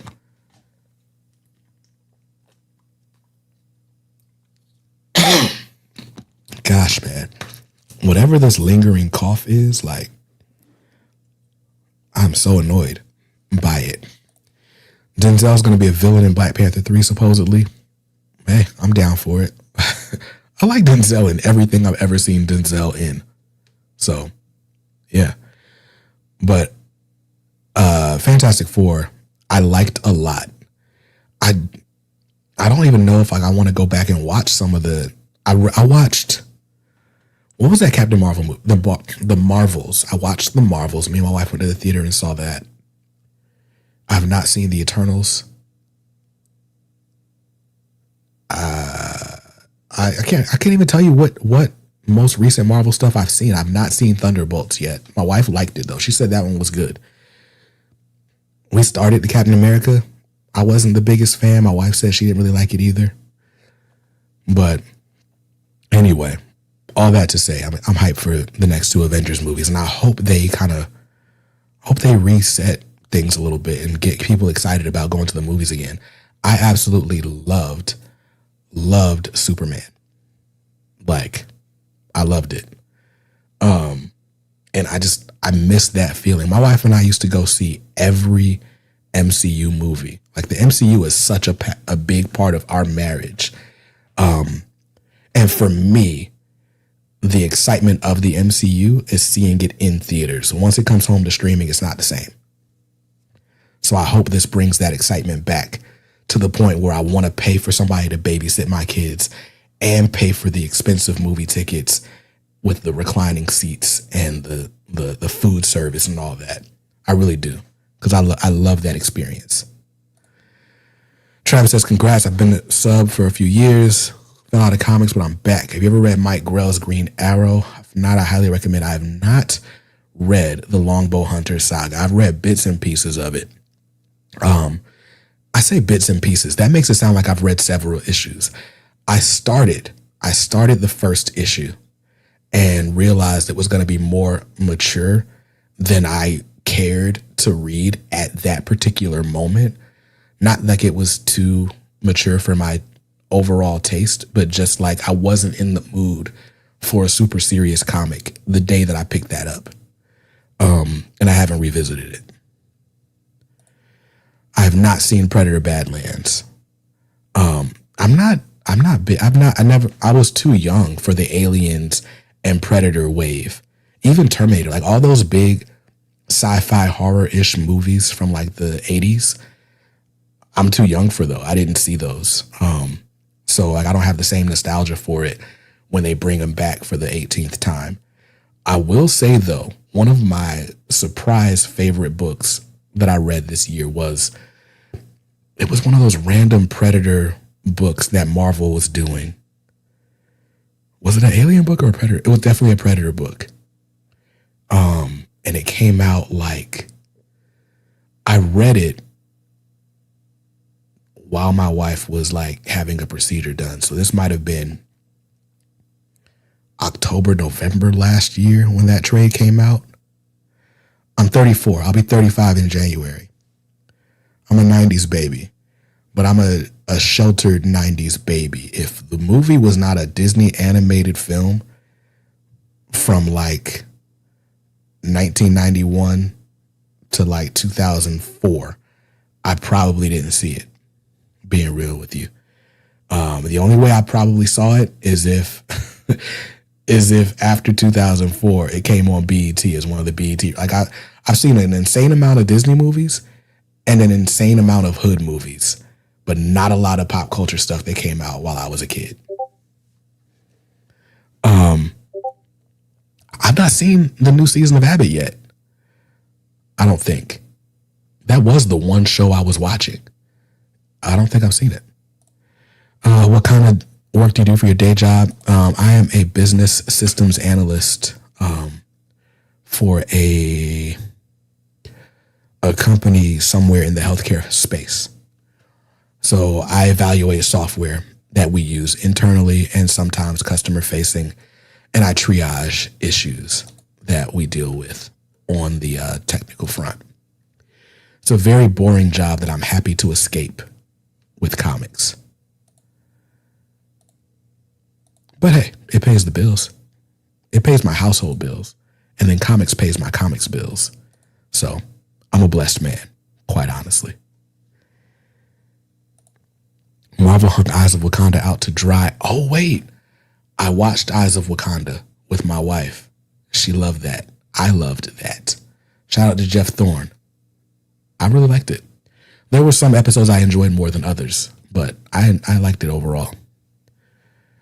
Predator Spider-Man was a good comic. Predator Black Panther was also a good comic. I wish I could remember the name of the Predator comic I'm talking about. I probably have a picture of it. I'm possibly reviewed it. All right. It is 8:30, which means we are halfway through the stream. We're about halfway through the stream. Favorite DC character is Batman, but you knew that already. Everybody knew that already. I'm certain. One thing I like about this iPhone is not you can search for a word and it'll search your images to see when that word has ever shown up.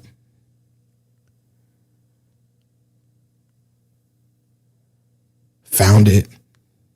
I found the book. It was called Predator: The Last Hunt. I read this in a hospital waiting room while my wife was having a surgery, an outpatient procedure. And it was really good. I really, really liked it. Really liked it. If you could write a Marvel or DC comic, who would it be? Who would it be?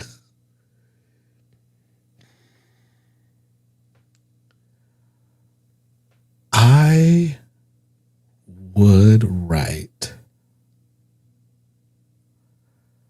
I don't know. I don't know that I'm a great writer in that way, character writer or anything like that. But I think I would write a Blood Syndicate book. I think that would be fun. I would like to write a Blood Syndicate book. And I would probably focus it on, we love a good Wise Son versus Tech 9 conflict, right? If you're not, spoilers for OG Milestone, Tech 9 died pretty early in the Blood Syndicate series back in the 90s.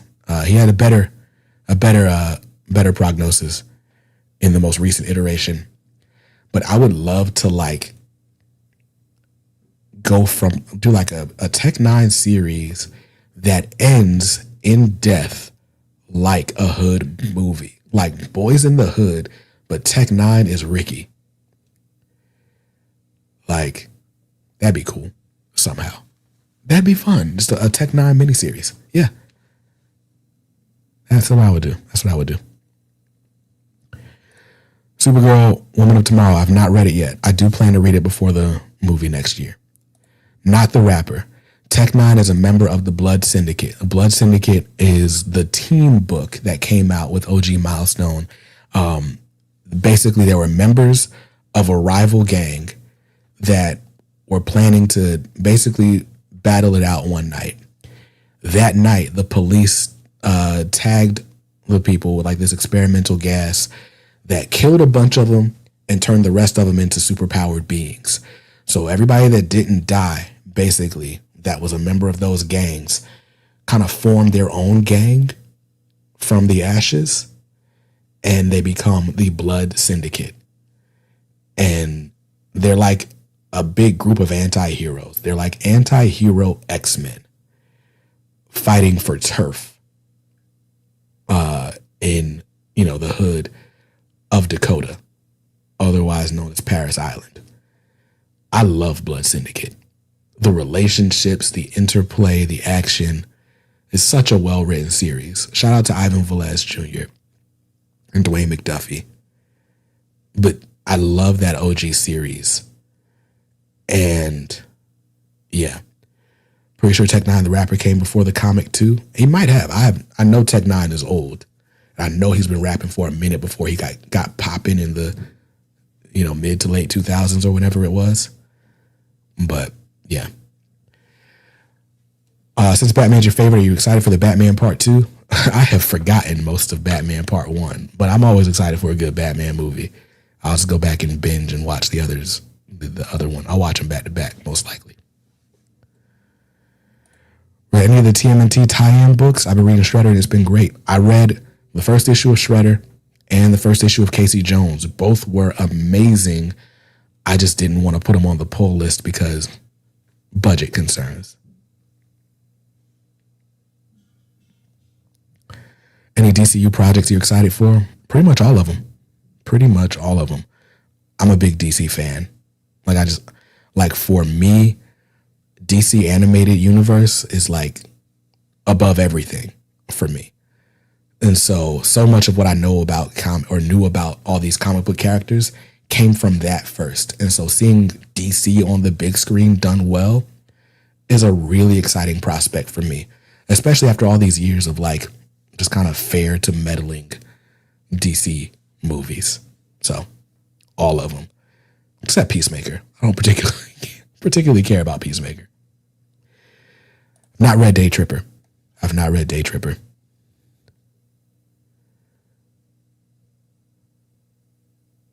Okay, are you guys all talking? Everybody's talking about this Predator movie, I'm assuming.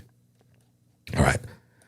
Speaking of Milestone, I wonder if we'll ever get a live action Static. Who would you fan cast? Let's say adult Static. You know, I saw for a minute, I felt like everybody was fan casting the same person, and it was that kid from Stranger Things. But I saw him he did that little tunnel on the Jennifer Hudson show recently. And I was like, he could still be a Static. He could still be Static. I don't watch enough TV to know like who the new It actors are. So I don't know who I would fan cast as Static. Honestly, I'm so afraid of a live action Static movie. Like I would love it, but I really just want to see more animation. I don't know who I would cast. Because like if you cast a live action Static, you can't cast Static without casting the rest of the Milestone universe. And like, I don't know who I see as Hardware or Icon. You know what? Chiwetel Ejiofor would be cool as Icon. Is he in shape enough to be Icon though?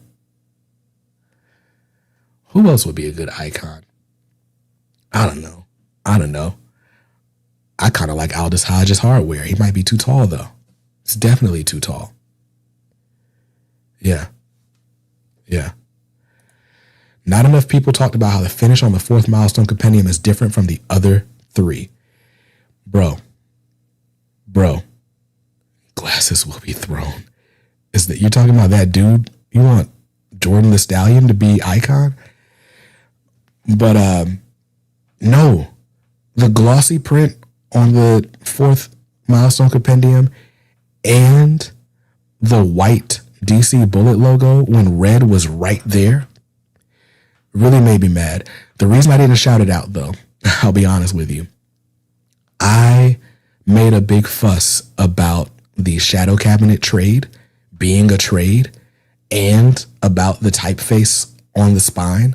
Cause like, I think the comment I made was they really just typed the Shadow Cabinet in Arial Black and put it on this book. Bro, tell me why the book designer for DC who worked on the Shadow Cabinet responded back and was like, it was actually this font.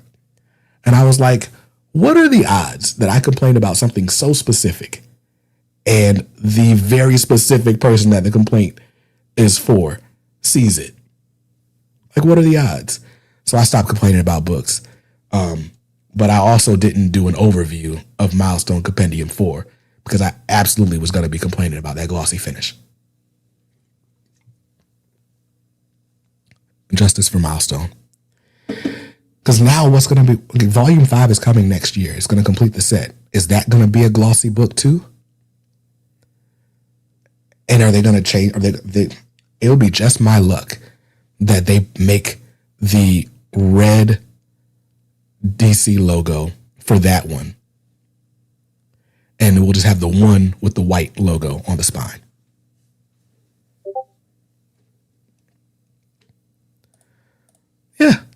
Yeah. Real type nerd clap back. Respect it.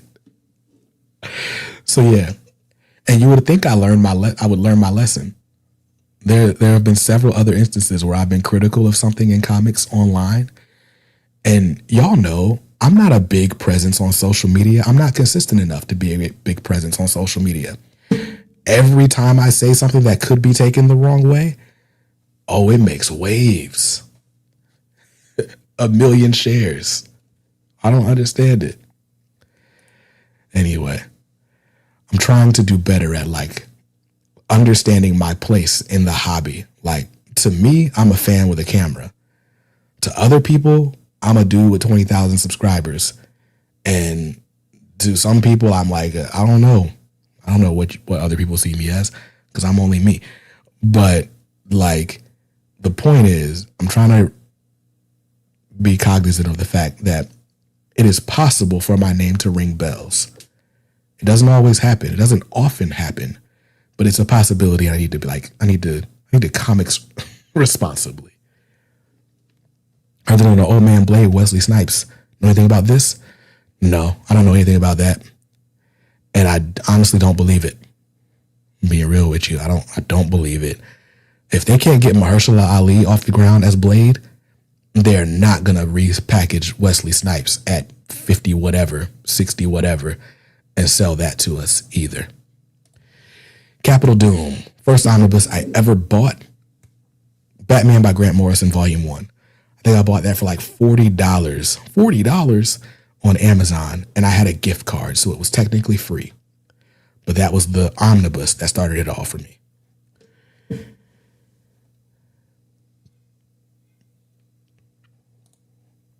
Favorite Silver Age or Bronze Age run story arc?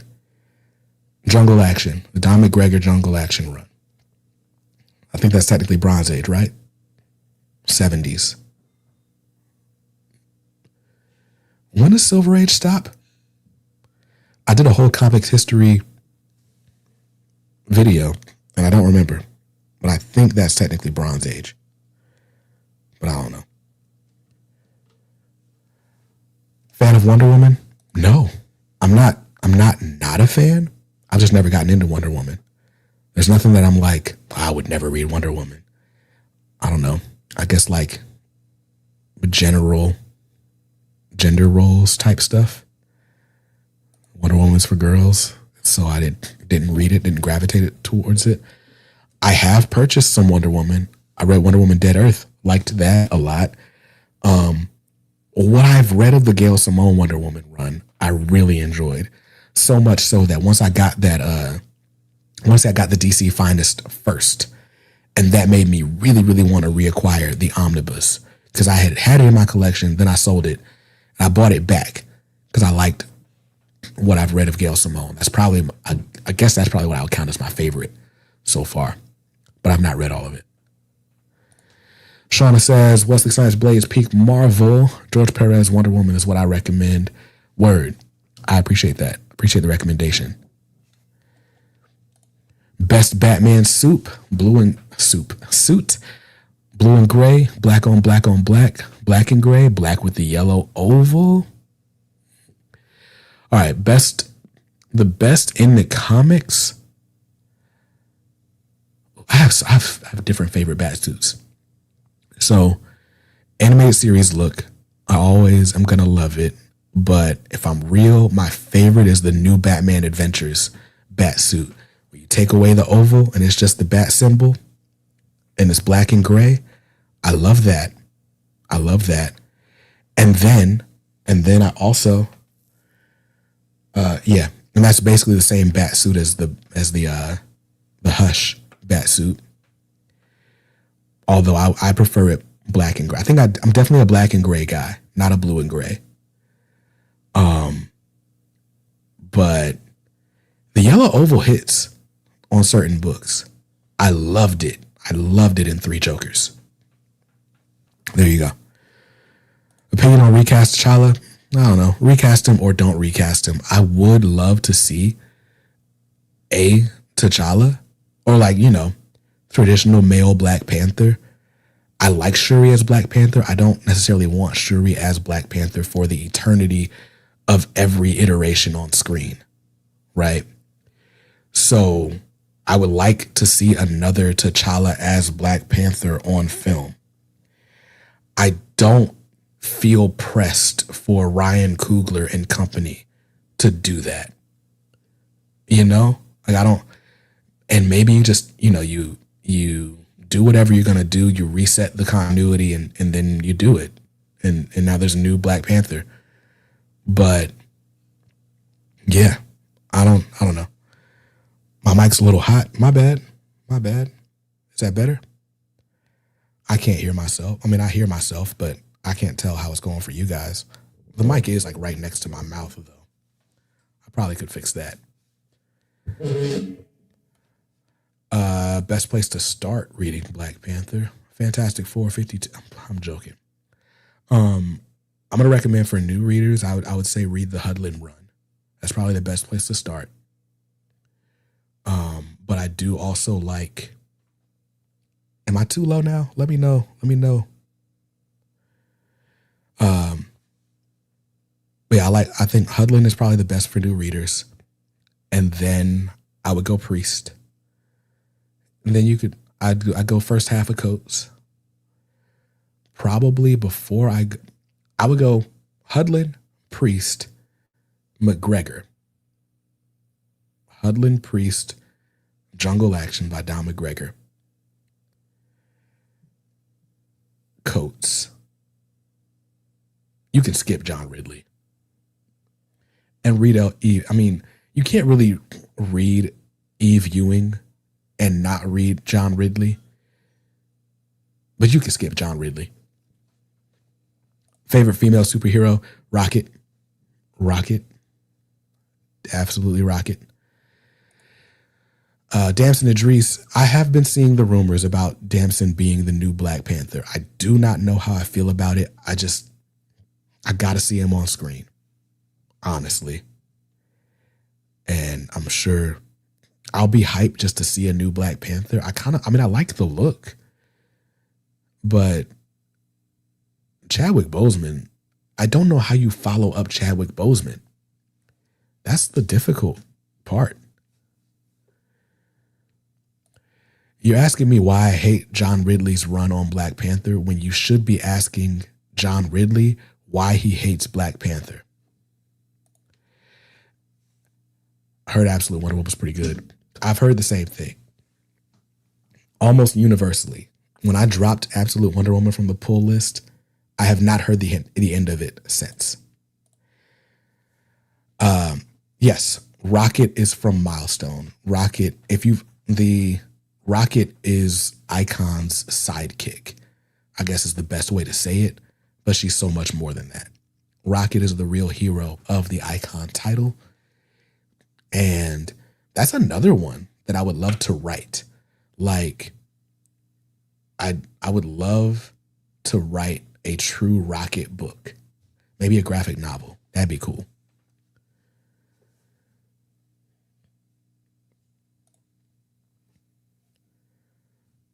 Probably insultingly impossible to replace Chadwick, but I think it needs to be done. Such a great hero. It's true. What are we clapping for, Evolutionary? Shout out to my man Evolutionary Comics, yo. I'm so glad he tagged me in like a comic challenge a couple years back. Has it been a couple years? Maybe just one. I live in a time warp. But he challenged me a little while back, and I've loved watching his videos. I feel like I learned so much watching his videos. He's one of those, I don't know, there's a few people that'll like teach you about keys and all the stuff. Evolutionary was apparently one of the first, or if not the first, Black grader at the CGC. So I'm going to take some more detailed pictures of this and send them to you so you can tell me what you think this would grade out around. If you're saying it's a 3, I think you said it was a 3, which means I paid exactly too much for it. That's cool. Maybe I don't want to know. I probably don't want to know. I'm not going to send you those pictures, actually. I don't want to know. That's the thing with buying like expensive books. And this is why I don't do it. I'm so afraid that I'm going to like buy a book and it wasn't worth what I paid for it. That's a 9.9 for sure. It's definitely not that. I tell you what, I thumbed through it just because I had never seen the inside before outside of like a reprint. And there were a lot of pages where there's like this interesting like red ink. And I was like, did somebody color in this? Or is that just how printing looked back then? Like, what was going on? There's definitely a crease. There's a bunch of spine ticks. The staple is loose. Is it loose? Where like, you know that the staple's kind of like dented in. I mean, this is a low grade copy for sure. I don't know. Oh, that is a crease. This probably could be pressed. And maybe that'll do things better. But the more I look at it, the more I'm looking at, there's more and more imperfections. But again, I didn't buy this for the grade. I bought it because I really wanted to own the first appearance of Black Panther. Congrats on 5 years. Thank you, sir. Thank you, sir. As long as it's a Gem Mint 10 in your heart, that's all that matters. You know? I can't agree more. So, with that said,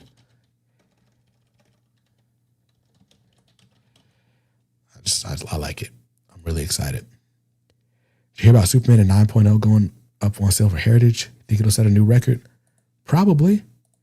Creases are killers and loose staples hurt a lot too. I believe it. But yeah, I don't buy grails for that reason. My heart can't take it. Whoops. So you know what that means? That sound means it is time for another giveaway here. Just put Black Panther in the chat. Just put Black Panther in the chat if you want a chance to win another mystery pack, a dope pack, if you will. I'm going to put the pack in the mail. You know, when you're congested, you probably shouldn't drink sugary drinks. I heard that like sugar greatly impacts your immune system. And so like, I don't know, my wife could tell you all the health facts and why drinking soda is bad for you, and especially if you're sick. And like, to that I say, I'm not sick. I'm just recovering from sickness. Sugar heals all wounds, believe me. Yeah, man. Our third giveaway. It's about that time. Oh, dang. I should check these super chats and see where we are.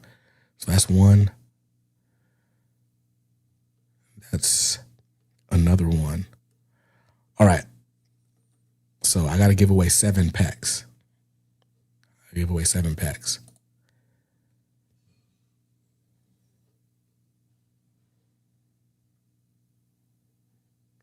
Not a dope pack in the mail because USPS may think it's something else. Well, it's going to go media mail, so they'll definitely inspect the package no matter what. Vitamin C. Yo, I had a I had a vitamin C supplement, and I took some the other day, and then I looked at the bottle, and it expired in the middle of last year. That's how long we've had this ridiculous, huge bottle of vitamin C powder. So I don't know if it was effective. I threw it out after I took it. I probably should have looked at the bottle before I took it. But yeah, we're giving away another pack. For those who are new, who've joined in the last hour, dang, we're 2 hours in. That's crazy. But for those who joined late, I'm doing mystery boxes. Everybody who wins tonight is going to get at least one Marvel Epic Collection. They will get a variant cover. Could be Marvel, could be DC, could be Dynamite. Somebody's going to get a cool metal cover of Space Ghost from Dynamite. Somebody's going to get, I don't know. I'm throwing boxes together. So if you want a cool box of comic related goodies, it's going to go in the mail. That's the one. Zinc. I was told to take vitamin D and zinc and something else. Definitely wasn't ivermectin. All right. We got 25 entries. I'm going to give y'all just a few more seconds to jump in on this because I got to give away more stuff. So can't be lingering too long.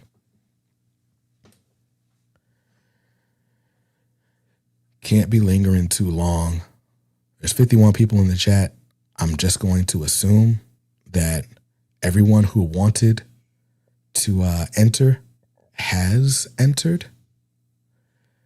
And we're going to go ahead and draw this winner in 5, 4, 3, 2.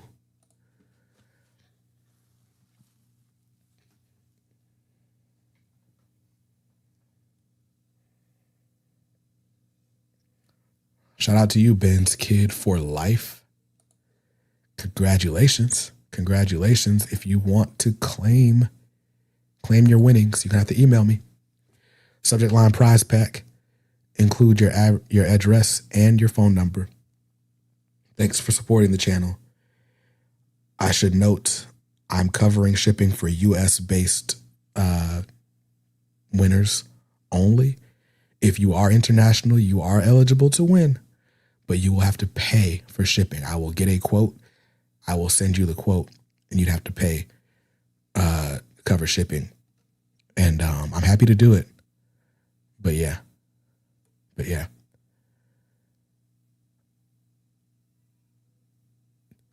Okay, somebody's got to be joking with me. Somebody just put Solomon Grundy in the chat. So hopefully they're caught up. I don't know why they started watching this from an hour ago. Hopefully they're caught up. Favorite comics of 2025 so far. Oh wait, did I say that already? TMNT. Oh, that's from an hour ago. All right, my bad. But yeah, email me, Ben's Kid. All right, and let me take that off the screen real quick,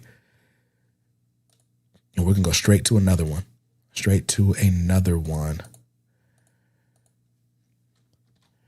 And in the same vein, Black Panther's first appearance was in a Fantastic Four issue number. Throw it in the chat to win another pack. Oh, I didn't do the little sound.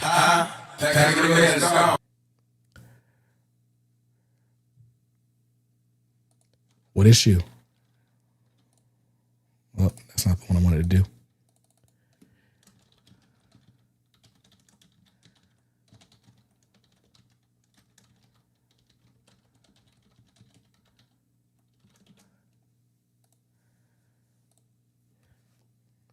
Throw your answers in the chat for a chance at another pack.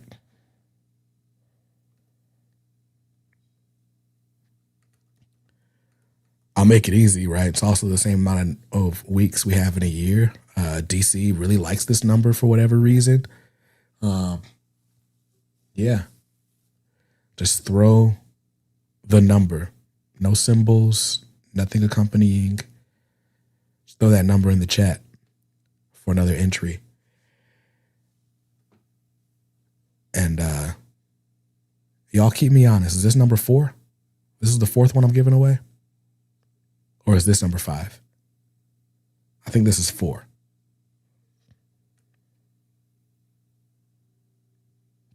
This number feels very new to me. I love it. Yes, 4th. I thought I was right.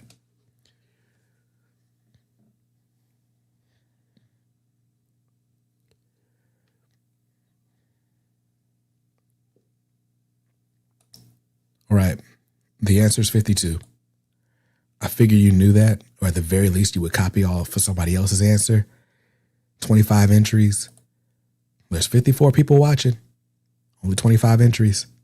Maybe some of y'all just don't want to win. And that's cool with me. I appreciate you guys watching either way. But I'm going to draw a winner in 5, 4, 3, 2.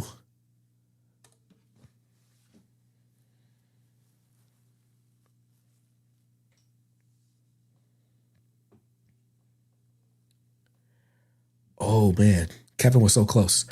Elea Brow. Elea Brow. Congratulations. Hopefully I'm saying it right. To claim your prize, Elea, email me. Subject line has to be prize pack so that the email filter catches you and you don't go to my spam folder.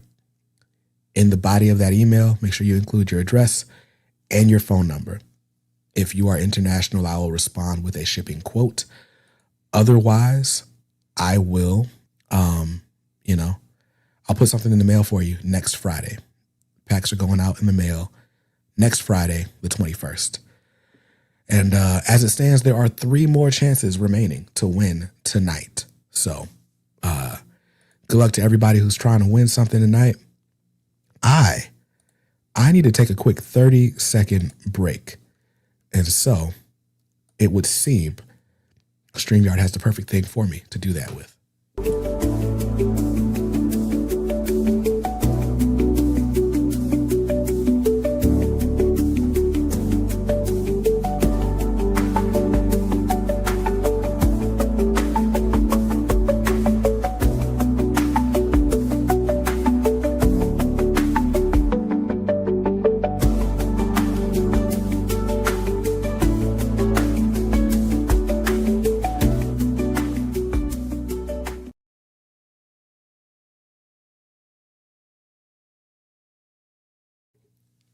All right, I'm back. Homie's got to pee. I don't think 30 seconds would have been long enough for that. I just had to, had to blow my nose, being real with you. Getting coffee, smile, what up, chat. All Spider-Man, Wolverine, Batman, and Thor fans. Hey, Spider-Man, Wolverine, Batman. You don't want to know my opinion on Thor. Back in the old Hangout days where I actually had hot takes. That's always fun. Somebody asked me a good question. Paperback Dan, did you grab the Static and Batman Beyond today? Feel like a 90s kid, it's a must. I did. I bought it. Let's try it. Rate it 1 through 10. Wolverine has fleas. That's so funny. I bought Batman Static Beyond. I read it. I gotta be real with you. Underwhelmed isn't the word. Like, I guess I was whelmed enough. It was okay. It was okay for a first issue. I feel like there wasn't enough static for me. It felt Batman Beyond heavy, which they're gonna have to 6, 7. But no, they're gonna have to figure out a way to balance that out anyway. But for me, in full transparency, I was not a Batman Beyond kid. Like, channel surfing, Kids WB, I'm absolutely watching Static Shock. I'm absolutely watching Batman, but when Batman Beyond comes on, I'm like, all right, what's Nickelodeon got to offer? So, yeah, I was doing this and then I couldn't, I was doing this for balance, but then I couldn't shake the idea of that 6, 7 from my head. So, was Terry McGinnis Batman Beyond or Tim Drake Batman Beyond, which is a question you now need to ask. If I remember correctly, dang. Wait. Terry is absolutely in this issue. But I feel like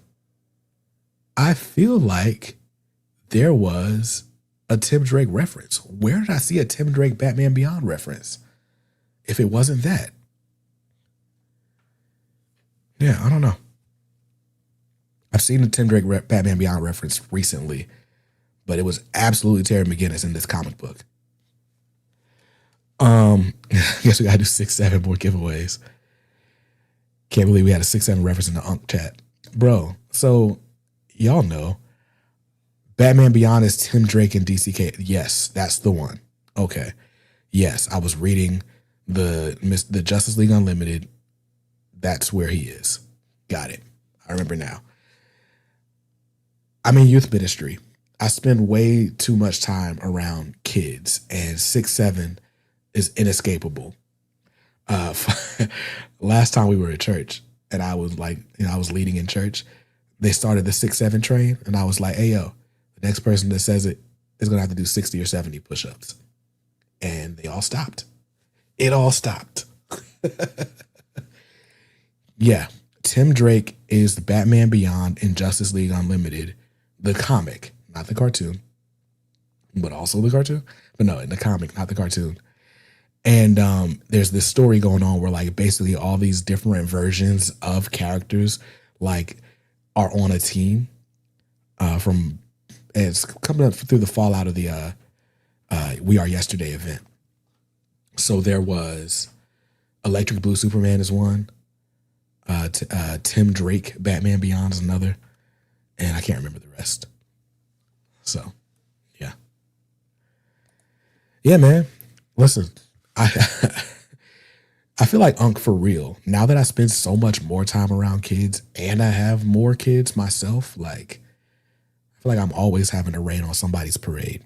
And 6'7" has got to be the most annoying thing that has happened in the last year.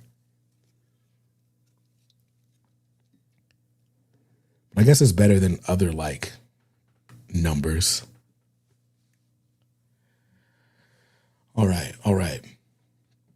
You know what? It's been 2 hours. Let's talk. I got a topic. I just want to talk to y'all about like how I feel like the last year has been going, and y'all can talk to me about how you feel like your year's been going as well. So, 5 years. I feel like there's really no way for me to put this except that I'm really grateful to have been on YouTube for 5 years. I said this in the little the thing that I did an actual video for the channel anniversary. I was kind of just waxing poetic, no script or anything. Setup's looking solid, by the way. That's absolutely thanks to you guys. So thank you. But 5 years, this past year specifically, like not the pastor snuck in 6'7" during the sermon. That's crazy. But this last year and a half, like mid 2024 to now, has been really crazy for me. Just in the opportunities that have come across and in like life. I feel like the story of this past 18 months for me has really been about like kind of learning my capacity in a lot of ways. So last year, like March, April sometime, I get an email out of the blue from Marvel Comics. Like, hey, would you be interested in reviewing some of our stuff?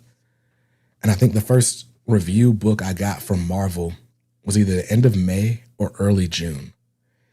And that started this thing where they were sending me like most of their trades. Every week I would get a package in the mail from Marvel Comics. And I was like, man, this is crazy. And I quickly learned that I did not have the capacity to read and review every Marvel trade that was coming out. But I just could not believe that they even knew I existed. One, wanted to work with me is another. And then we're like, hey, so we're just going to put you on our comp list. It's like, what? But again, I quickly learned like, I don't really have the capacity. Like I can't do it. And I think before that happened, I thought like, oh, if I just had more comics, I could make more videos. And that situation kind of proved it not to be the case. All transparency, it was a trial run. And it was like, let's just see where it goes, And so that happens. I get my first Marvel package like late May, early June. Mid-June, my wife finds out she's pregnant. And she's pregnant. We're pregnant. we had the we were having the baby. We had the baby. But anyway, so my wife got pregnant, and that it was just very. If y'all know the channel lore, y'all know I had a baby. I didn't have the baby. We had a baby shortly after I started the channel as well, back in 2021. She was born prematurely. She was the NICU, and I like threw myself into this channel to escape that whole ordeal. And so this time around, this last pregnancy, I was just like, you know what? I'm not going to make that mistake again. Like, I'm not going to be so focused on the channel that I'm not showing up in real life for my family. Because I think for me, wanting to escape also meant kind of leaving my wife on an island to deal with however she was feeling about the NICU stuff. And I mean, trauma does that to people. But this time around, I was like, nah, I got to make sure I'm present. And so very often in the last year and some change between the pregnancy and then having a newborn, she's 9 months old now. Very often it's been like, okay, trying to balance all this stuff, day job, family, church life, comic book reading, comic book YouTube. And very often the thing that has to fall by the wayside is comic book reading and YouTube. And I'm totally cool with that. And this past year taught me, like what I could do. I think there's always going to be a bit. I mean, Hippo's right. It's about balance for sure. It's definitely about balance. And I think some of how do I put this? Where was I going?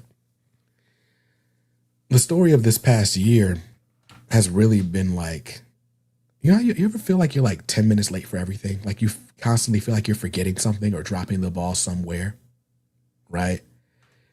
That's how I felt for a lot of this last year. I kind of feel like I'm juggling and not doing a great job of it. And so in some ways, I feel like the channel has not always gotten my best. It gets the best of what I have available at the time. It's just not always been that. There's not always been a lot available. But it's like, I feel like I have had to try to figure out what balance looks like. And I think, we're in America. There's the rat race. I didn't mention that we bought a house. We bought a house last year, almost exactly a year ago. We went under contract for the house that I'm in right now. And that was its own thing. My wife was 7 months pregnant when we were moving. So I had to pack up the whole house by myself, move the whole house with a little bit of help. And then, we had a baby right after we moved. And so all the late nights, the bedtime routine, I'm missing the bedtime routine right now. So my 9-month-old's probably not happy with me right now. But, for me, this time around, it was important that if I'm gonna drop the ball, I'd rather drop the ball on the channel. But the truth is, it never feels good to drop a ball in any respect. So where am I at now? Looking into, what, like, I don't know, when you're in a milestone anniversary, it's 5 years. So now, like, naturally you think of what the next 5 years are going to look like. I don't really know. I'm going to be 35 in January. So 5 years from now, I'll be pushing 40. And that just feels like one of those birthdays where it's like, what do you want your life to look like at 40? And I definitely want comics to be a part of it. I probably want YouTube to be a part of it. But I'm at this weird, like, in between point where it's I don't know. How do I put this? I feel like I have lived a lot at the intersection of ambition and overwhelm. And there's been a lot in the past of me like biting off more than I could chew, starting a project that I can't finish, you know, wanting something that I can't support or sustain, right? This channel is in this weird middle ground. Like, we have 20,000 subscribers. Most comic book YouTube channels don't get that big. But I'm in this realm, this weird realm where, no. Sorry, I'm not considering leaving YouTube. I'm just, what I'm trying to express is I'm happy with my place on YouTube without trying to turn things up and pump out a bunch more to try to get a ton more subscribers or whatever. I'm very fortunate to still have working relationships with, you know, pretty much every publisher that's ever reached out to me. And it looks different. It doesn't look like me getting every Marvel book in the mail or every book from any publisher in the mail. But if there's something that I'm really interested in, I can reach out and ask for it and then do my best to cover it well. And I'm excited about that. I really like that. Just being able to do whatever it is I'm going to do and do it well, slow and steady, whatever. But you know, if there's an ambition that I have, it's mostly from the fact that like I recognize the weight of the platform. Like, I made a post about Absolute Batman. It kind of went crazy. And the response that I got was kind of crazy. But it's like, I was joking earlier about like social media and how like sometimes I say things and nobody sees it. And other times I say things and everybody sees it, it seems. You know, and so I want this to grow so that it is how should I say this? Y'all know I cover a lot of books by creators that you wouldn't hear from otherwise. Just being real, right? Like the president of the Stephanie Williams fan club. And there's all sorts of other, you know, especially Black and brown creators that I've come to know in the last several years. And I like to shout their names from the rooftops. But the truth is, if I don't do a diverse array of content, nobody's gonna be watching it. And so it won't be worth it for these creators to come. And then it doesn't, I'm not putting anybody onto anything. So it's important to me to like have some sort of specific and measurable growth for that aspect so that the people that I'm trying to platform and recommend, like, so that there's discoverability, I guess is the best way to say that. But outside of that, bro, like, I've realized that I cannot compete. And what I mean by that is, like, I'm not Omar. I'm not Speed Sultan. I'm not Dominic from the Comic Book Report. I'm not Jake from Brave and the Boys. Like, I love all of those channels. I love very specific things about each of them. And there's pieces of what they do that I really, really wish I could do as well as they do, just for the craft of it, right? But what I bring to this space is not that. And there was a time where I was like, okay, I really, really just want to do this full time. And I look out, you know, where I am on YouTube, where I look out at the landscape, and it's like all the people that I would see as my quote unquote competition or peers, you know, the people that I aspire to be like, they are either doing this full time or they are children. I don't mean that in any disparaging way, but like, I can't compete with them TikTok kids doing new comic book day vlogs every week and, you know, having not a care in the world. I got different responsibilities. I got 3 kids and a whole life outside of what happens on camera. And I'm not willing to share my private life on camera. So like that that would possibly open up some more avenues if I was like, all right, well, hey, my kids are going to be in this video. I'm not doing that. So what I have come to terms with this year that I had not come to terms with this time last year is that I am totally cool doing this right here. I do in the next year want to get back into live streaming a little bit more. I would love to stream once a month because I really like having that touch point with the people. And I think live streaming is honestly a better venue for interviews because nobody watches the interviews. But I love doing the interviews and the creators love being interviewed. So like I think live would be cool. But beyond that, I don't have any grand promises as to what the channel is going to be in 2026. I'm not like, oh, I'm going to do 8 videos a week. I'm not. You're going to get the pull list. You're going to get, I want to do more topical videos, like the lists and all the things.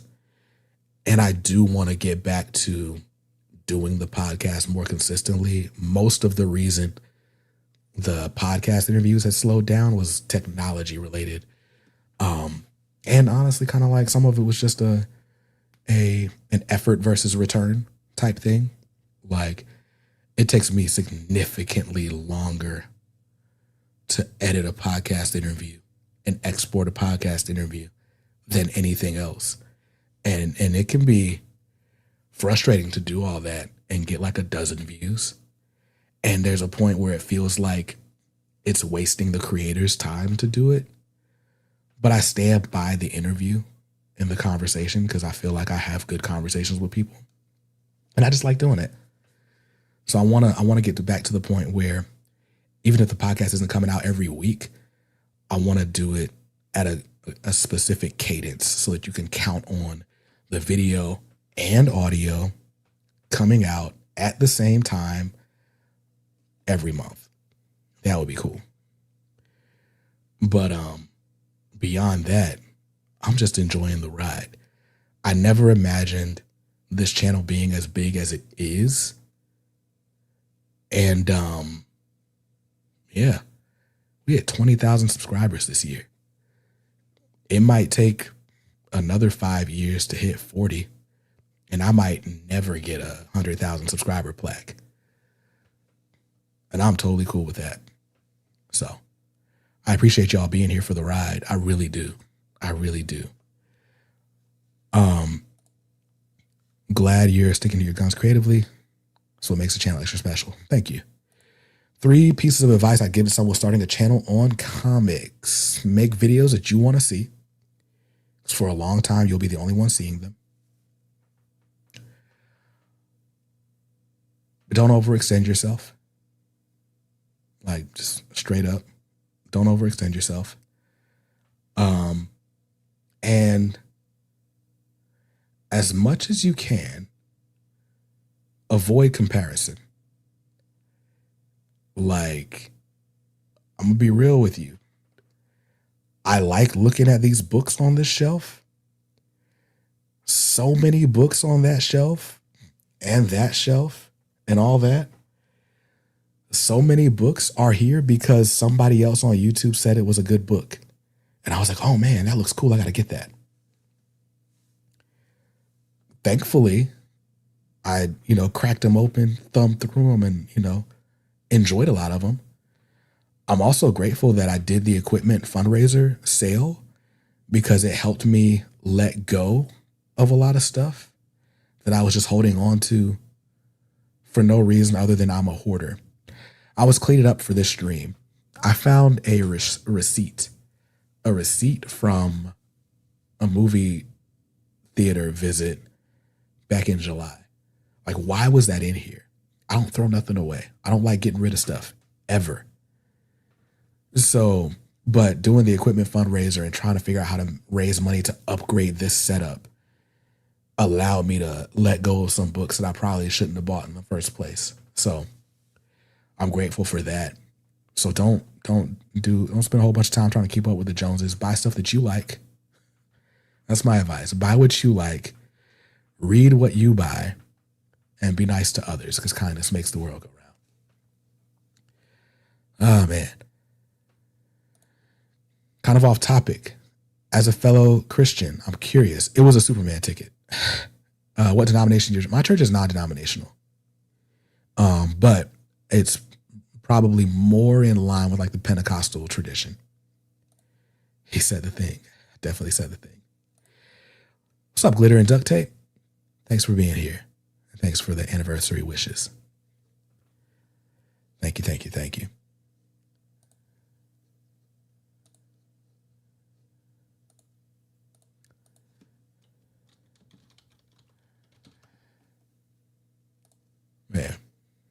Man.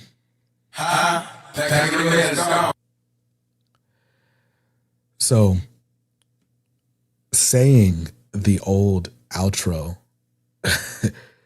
grief is so weird, bro. Saying the old outro reminded me of the last, or one of the podcast interviews I recorded with my man Skip and Tosh. And at the end of the episode, he was so excited that he wanted to be the one to say the outro. And so every time I say that old outro, like all I can think of is him, like, kindness makes the world go round. And I miss seeing that my bro's name in this chat. I know that if Skip was here, he'd be right here in this chat. So, for your chance to win another dope pack, just keep my bro's name alive in the chat. We're doing it. Man. Skip's birthday is next month. Skip would be 40 this year.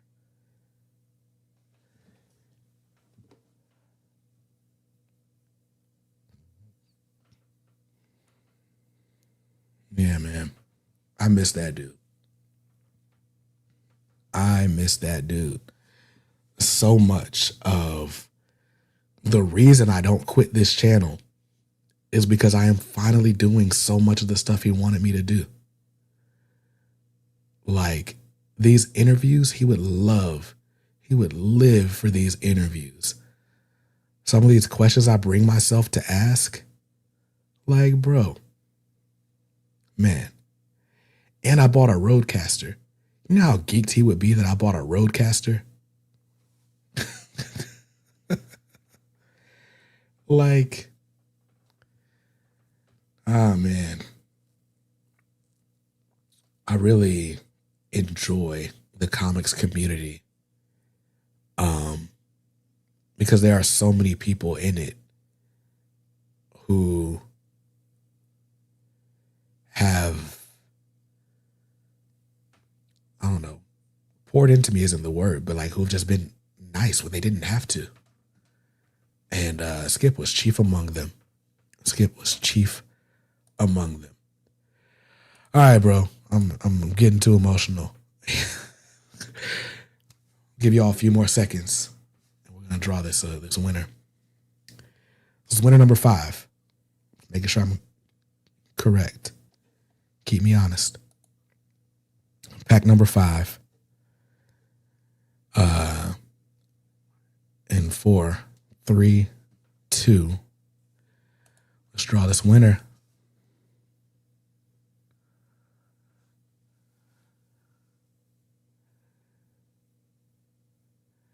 Congrats, man. The Beans 410. You've been in this chat all night. Congrats. I'm really excited. Shout out to you. Yeah, man. I hope these comments are coming in real time, and everybody that wanted to enter got a chance to enter. But there's 2 more. We got 2 more prize packs to give out. So again, bro, to claim your prize, email me. Make sure the subject line is prize pack. yeah, that was the Skip and Tosh hour, if we will. And you know what, bro? Your pack, I'm gonna make sure I include something that Skip would have loved. I don't know if you're into indie comics or non-big two stuff, but you're getting it today. I'll tell you that much. Well, you're getting it next week because I'm sending these out next week. God, what was I about to say? Oh, for those of you who came in late, just did a prize in memory of my man Skip and Tosh. He was a channel moderator. He passed away a couple years ago from cancer, 2 years ago now. And if you check the description of this video, there is a link. There's another young man who I'm acquainted with who's battling cancer right now. He's 4 years old, and we are raising money to give him great life experiences. He got to meet Blippi through the Make-A-Wish Foundation. His name's Onyx. His dad is a friend of mine. And, I was able to reach out to all of my publisher relationships. That's why I'm grateful that, I have these connections, because I was able to be like, hey, IDW, could you send this kid some Street Sharks? And Marvel, is there anything we can do for this? I was able to reach out to real people that could do things for this kid. And that is what this is about. If you have, the wherewithal to donate to his GoFundMe, that'll help provide cool experiences for him, please do so. comicsaredope.com/Onyx is where you can find his GoFundMe information. And yeah, man, I appreciate it.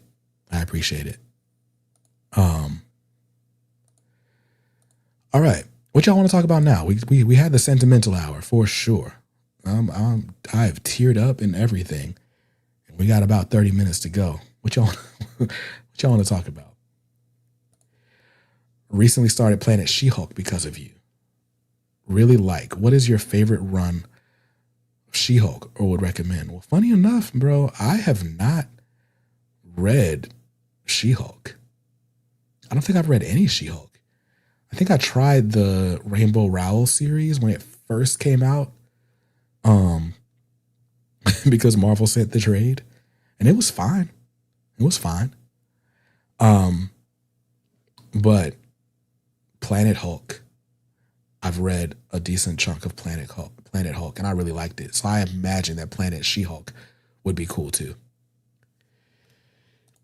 Have you read any books from Concrete Comics? I saw you follow them on socials. Yes, I have read most of the first volume of Acolyte, which is really cool. It's like this cosmic book. Concrete Comics is a Black independent publisher.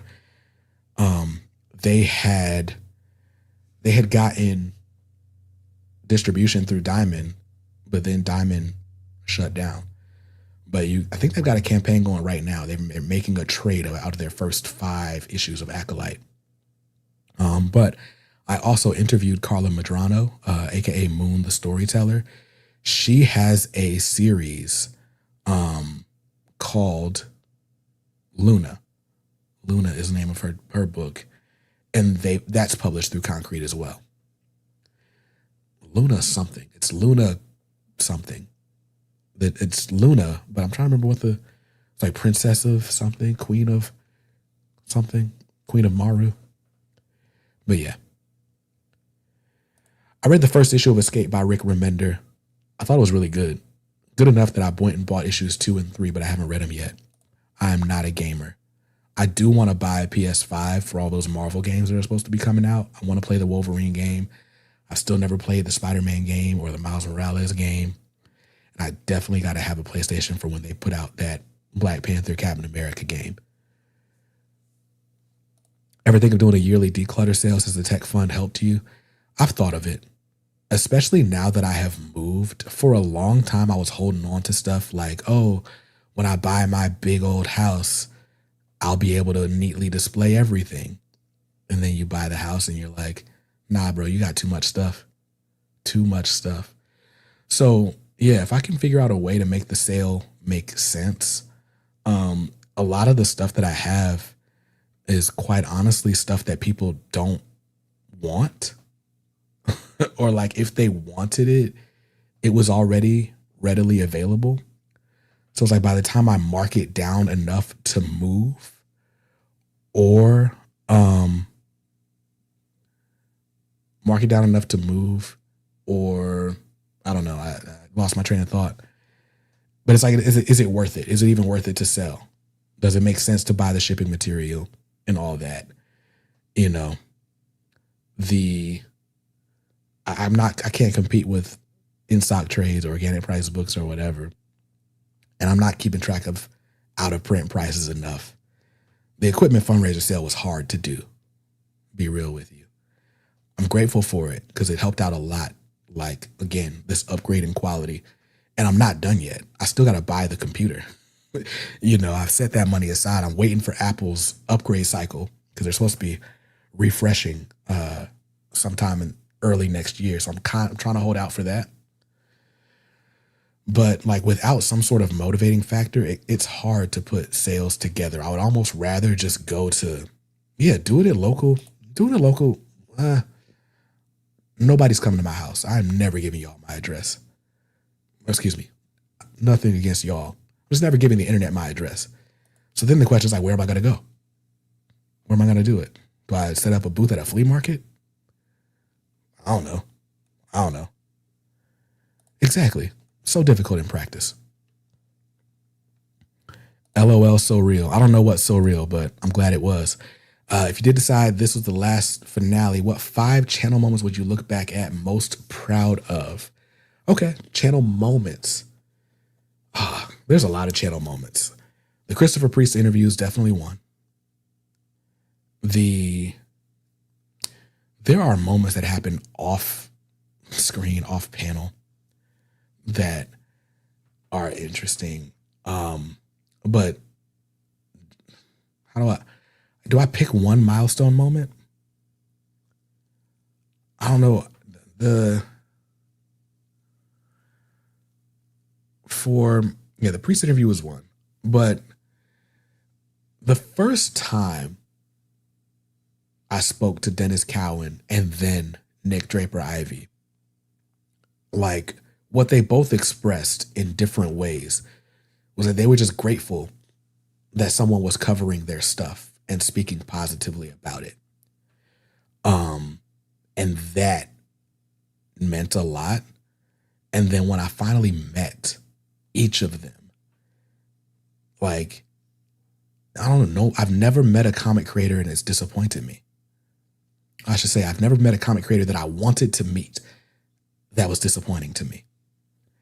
Every single time, and there's like those moments where it's like you go and you meet somebody and they already know who you are. That's crazy, right? I met Cheryl Lynn Eaton. I don't know that I've ever like actually covered a Cheryl Lynn Eaton book here, except that Black Panther Blood Hunt was on the pull list and I recommended it.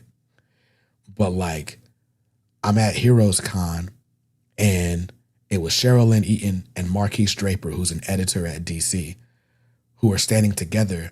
And Cheryl was like, "Hey, BJ?" And I was like, "Oh, snap." And like just the realization that my voice matters to people it needs to matter to. Like specifically my relationship with, not even relationship, but like relationship to comic book creators. Like understanding that, my voice, while yes, I have critiques, like I have feedback, positive and negative, to give to people, but that somehow my words are a boon to people that like motivate them to keep going in some way. That's a big thing. So just encapsulate every time I met a comic creator, especially one from a minority community, in that. So that's 2 channel moments. What's the third? The third's got to be when Marvel reached out, right? That was big. It's probably not the third. It's probably the fourth, because the third's got to be when Dynamite reached out. Like, if Dynamite doesn't reach out to the channel, the Comics Are Dope podcast never comes back after Skip and Tosh passed.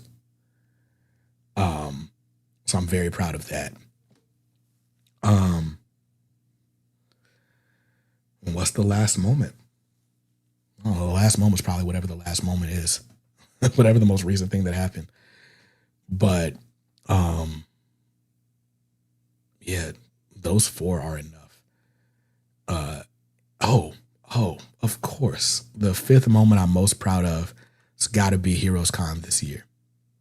Heroes Con hosting a panel, and I'm gonna roll it. I'm gonna roll Heroes Con and Galaxy Con into one moment. Heroes Con was special because I had so many friends that I'd only known from the internet that all came to Charlotte and all sat in on the panel, including Bunkmaster B and Jake from The Brave and the Boys and the Uncanny Omar and my man James. I don't want to keep naming people because I'm going to forget somebody. But Brad and Lisa from Comic Book Couples Counseling were there. Like, it was just crazy to see people that I truly admire and respect in the comics journalism field coming and excited to hear from me and the rest of the panel. That's crazy. So that was big for me. But then GalaxyCon was the first time that I pitched a panel of my own, put together a slide deck, and then presented. I just came back 2 weeks ago. I went to a Wake Forest comic book and toy expo at a local gym around here. And there was a guy there selling comics who was like, yeah, I watch your channel all the time. And I was at that panel you did this summer at GalaxyCon. So, yeah, number 5 channel moment. It's got to be hosting panels. I would love to do more of that. I don't know. Traveling is difficult for me. Like, I don't sleep well without my wife. I don't like being away from my kids for any extended time. So if I'm not bringing the whole family, I'm probably not going to many out of town conventions. The only one that I'm almost always going to be at is Heroes. So not swearing off cons. I'll be at Heroes next year, most likely. Everything else is kind of luck of the draw. Let's see. Got some awesome prints. You got good taste. Thank you, man. I appreciate that. I just like having the homies around. Declutter sounds, yeah. Decluttering sales. All right. We got 2 more packs to give away. And what do I want to do? I don't want to do it.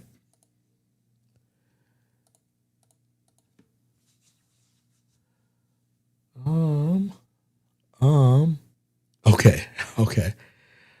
The only person I know for sure knows the answer to this is Bunkmaster B.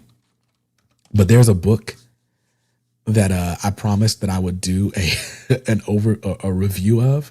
I actually pulled it off the shelf and read most of it the other day in preparation for this anniversary. Until I got that crazy news yesterday, I was on track. But there's a book that I absolutely need to review. I've had this book in my possession for 5 years. It was the first hardcover that I ever did an overview of. Put the name of it in the chat for your chance to win the 6th pack. Oh, I'll press the button.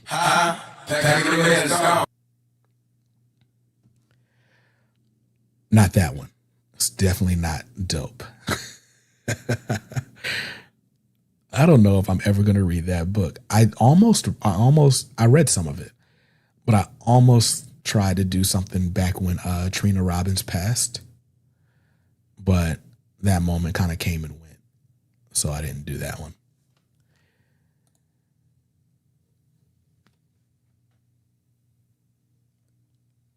But yeah, you can also just go in the upload history of the channel and see what the first overview was that I did. But yeah, put that superhero's name in the chat close. Green Lantern Rebirth was a review of a trade paperback. Getting there, though. We're getting there.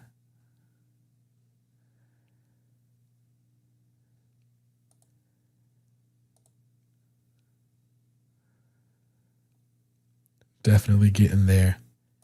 And there we go. I have finally started reading Animal Man. I like it, actually. I like it. It's very Vertigo.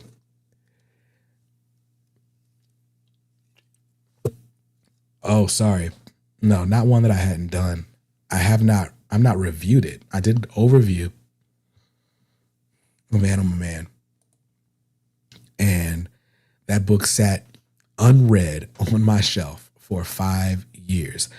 That's what I'm saying. Like, we don't do FOMO. Don't do FOMO stuff. I bought that book because it was cheap. I had not yet bought my first omnibus. Wait, yes, I had. I had bought an omnibus before I started the channel. But I bought that book because it was cheap and everybody was like, oh, Animal Man's so good. Animal Man's so good. And the omnibus was out of print for Animal Man at the time. So I bought that Animal Man Deluxe and proceeded to never, ever read it. It is very good, though, so far. And yes, it is completely standalone. So far. So far. Get me them interview questions back. Stowe, you sent me interview questions? I didn't see the interview questions. Did you email me?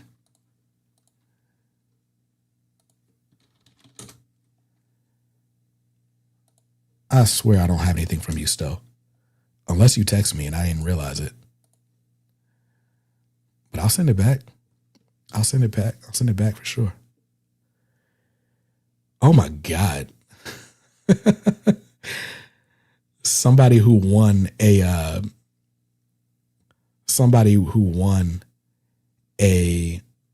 prize pack has the same name as a member of Boys to Men. That's amazing. That's amazing. All right, 49 people watching. There are only 19 entries for this giveaway. But I'm going to start the countdown. I should definitely load the sound effects from the 10 Crack Commandments onto pads so that I could go, oh, dang. It'd be counting up if I wanted to do it like the song did it. But anyway. 1, 2, sorry, I couldn't get it out of my head. I had to do it. But y'all got 5, 4, 3, 2. Let's draw a winner.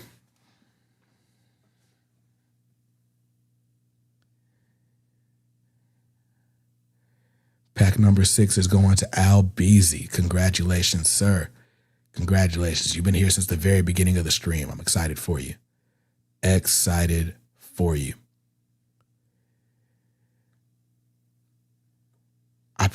Should I have paused? Should I have paused a little bit? Is there a delay between when I say stuff and when y'all type comments? Probably. Yeah, man. I hate it for that last person that shows up right before the winner gets selected. Like, they really pull that bait and switch. They break your heart with it. They break your heart with it. But yeah, Al Beasy. You know the drill at this point. Send me an email with the words prize pack in the subject line so that it gets past my filter and goes to the right folder. Make sure your full address and phone number are there. All right. We got 10 minutes.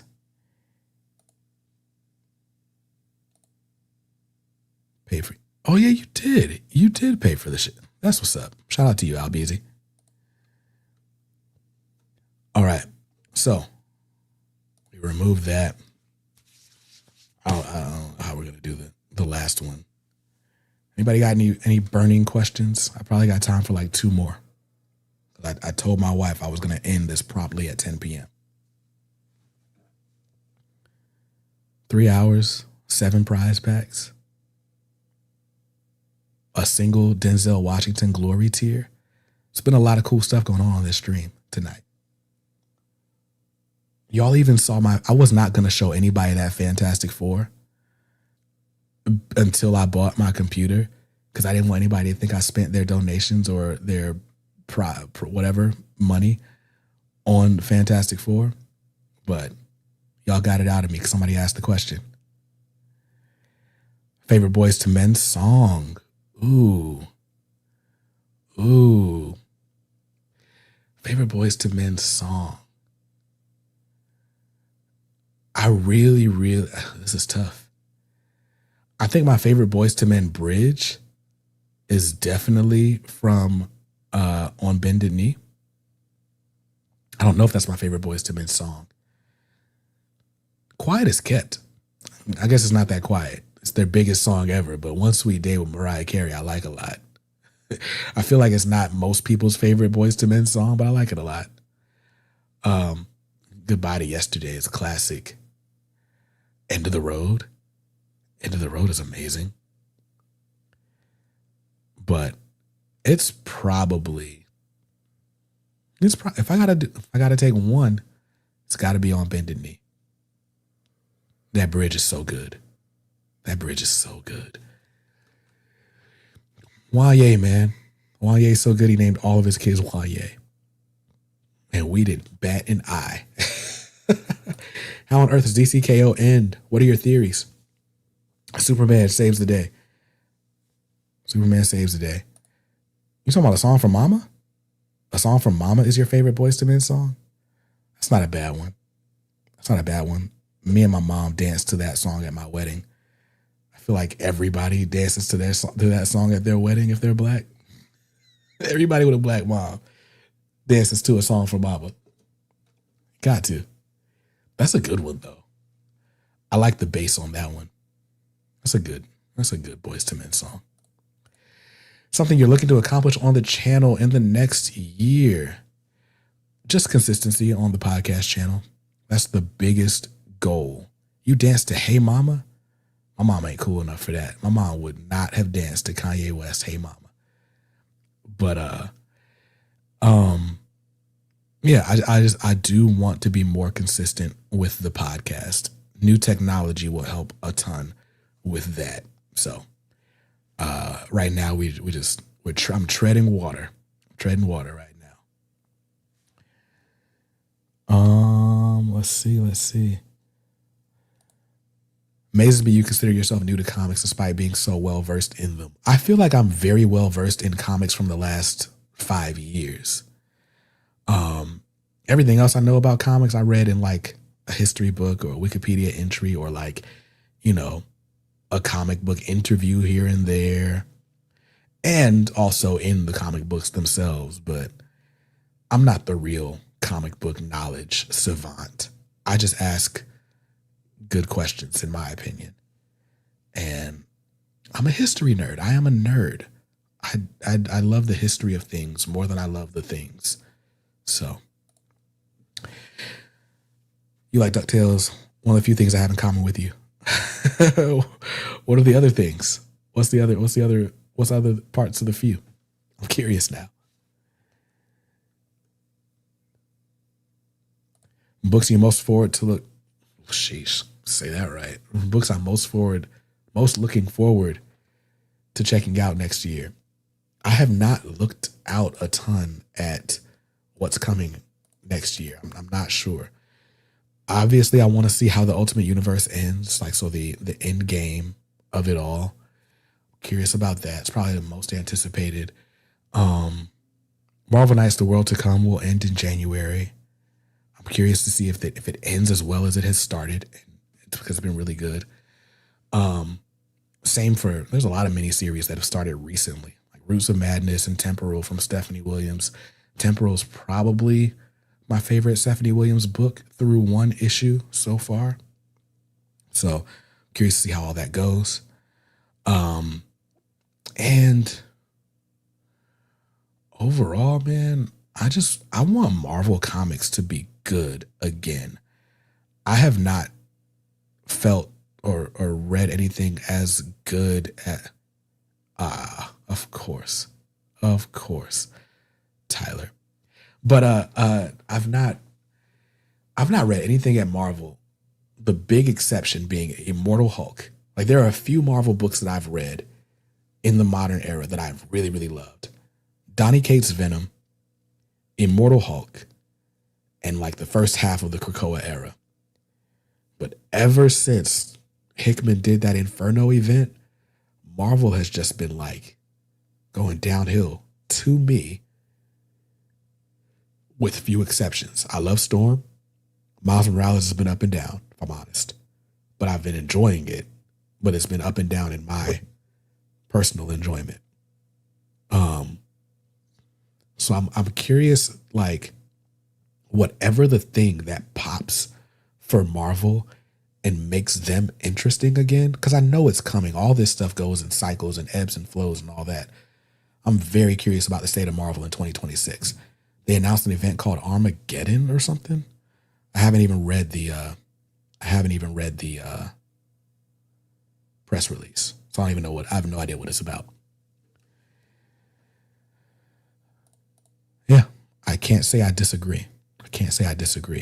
And yeah, Marvel definitely feels stale. That's a good way to put it.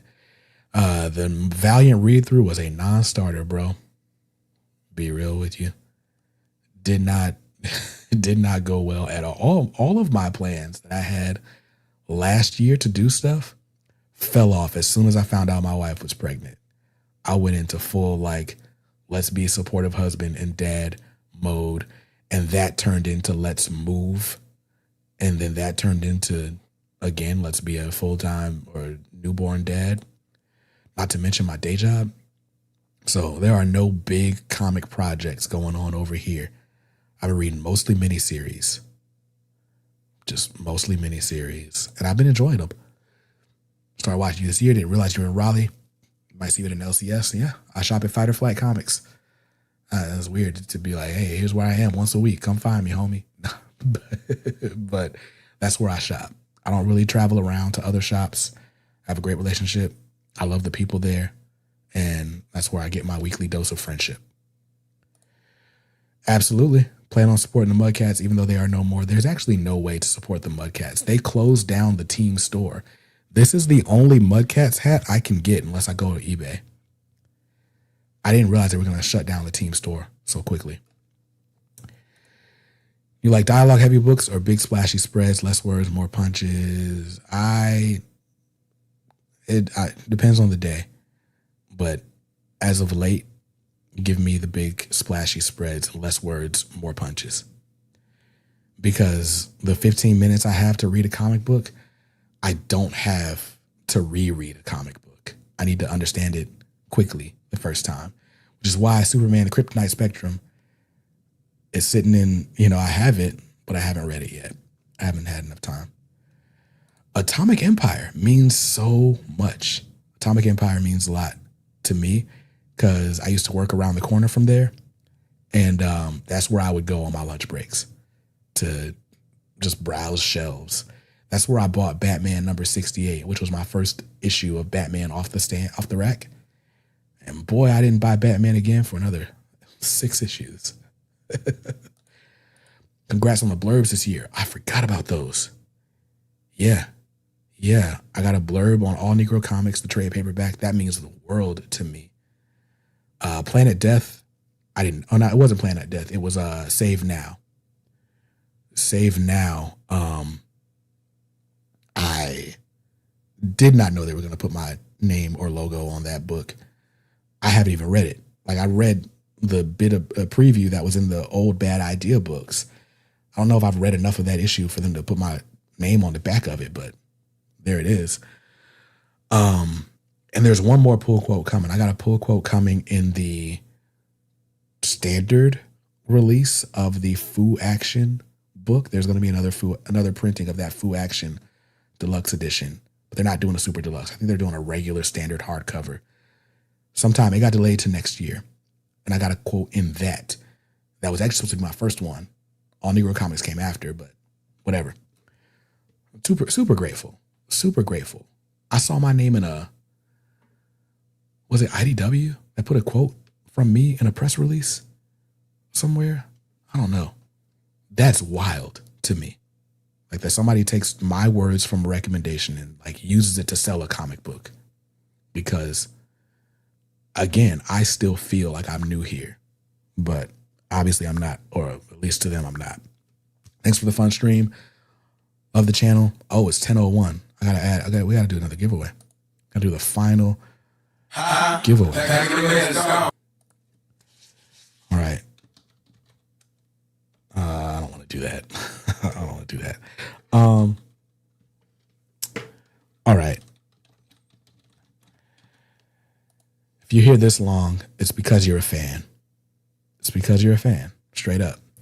And if you're a fan, then you will know the book that started it all for me. So let's put it in the chat. Put it in the chat for me.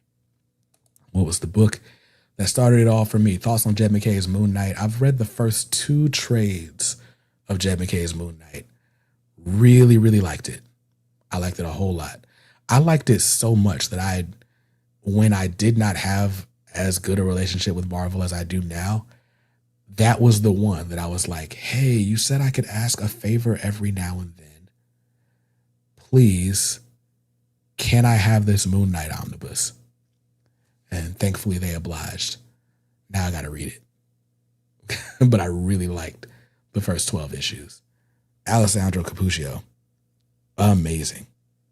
And not for nothing, Jed McKay's writing in that book is good. Can't say the same for like Avengers and X-Men. I'm not as interested in those. But yeah. The book that started it all for me. I finally put it up on the wall next to me. I won a copy of this book in a live stream, one of those live claim sales. It was a rare ratio variant. Okay. I'm gonna have to like give y'all the answer, because some of y'all are typing it the right way and some of y'all are not, and that feels unfair. I don't want to do that to y'all. So just keep it going in the chat. I'll give y'all some time to change your answers. It wasn't a 1 in 500. It was what was it? I think this cover is a 1 in 25 for House of X. No, it was either a 1 in 100, I think, actually. Because I got a 1 of 100 and then a 1 of 200 for Marvel's X. Let me look at see if I can do this without. Oh, hold on. Messing up the cord. Those are the books that I won that day watching a Facebook Live comic sale. So this is the Dave Cockrum Hidden Gems variant for House of X #1. And this is the, I want to say 1 in 200 variant, sketch variant for Marvel's Epilogue by Alex Ross. And the Marvel's Epilogue is cool. It's in the Marvel's 15th anniversary edition. That book is actually still special to me as well, because that's the book that like got me into reading Marvel Comics proper instead of just X-Men.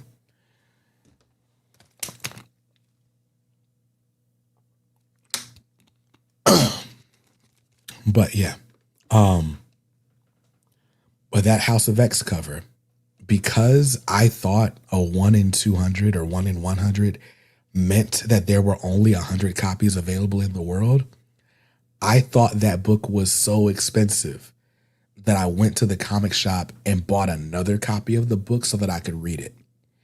And then they asked me, hey, well, do you want to subscribe to the series? And I was like, sure. And that's how I got into comics. So it all started with an orange basketball. And there are 20 entries. I'm 5 minutes over.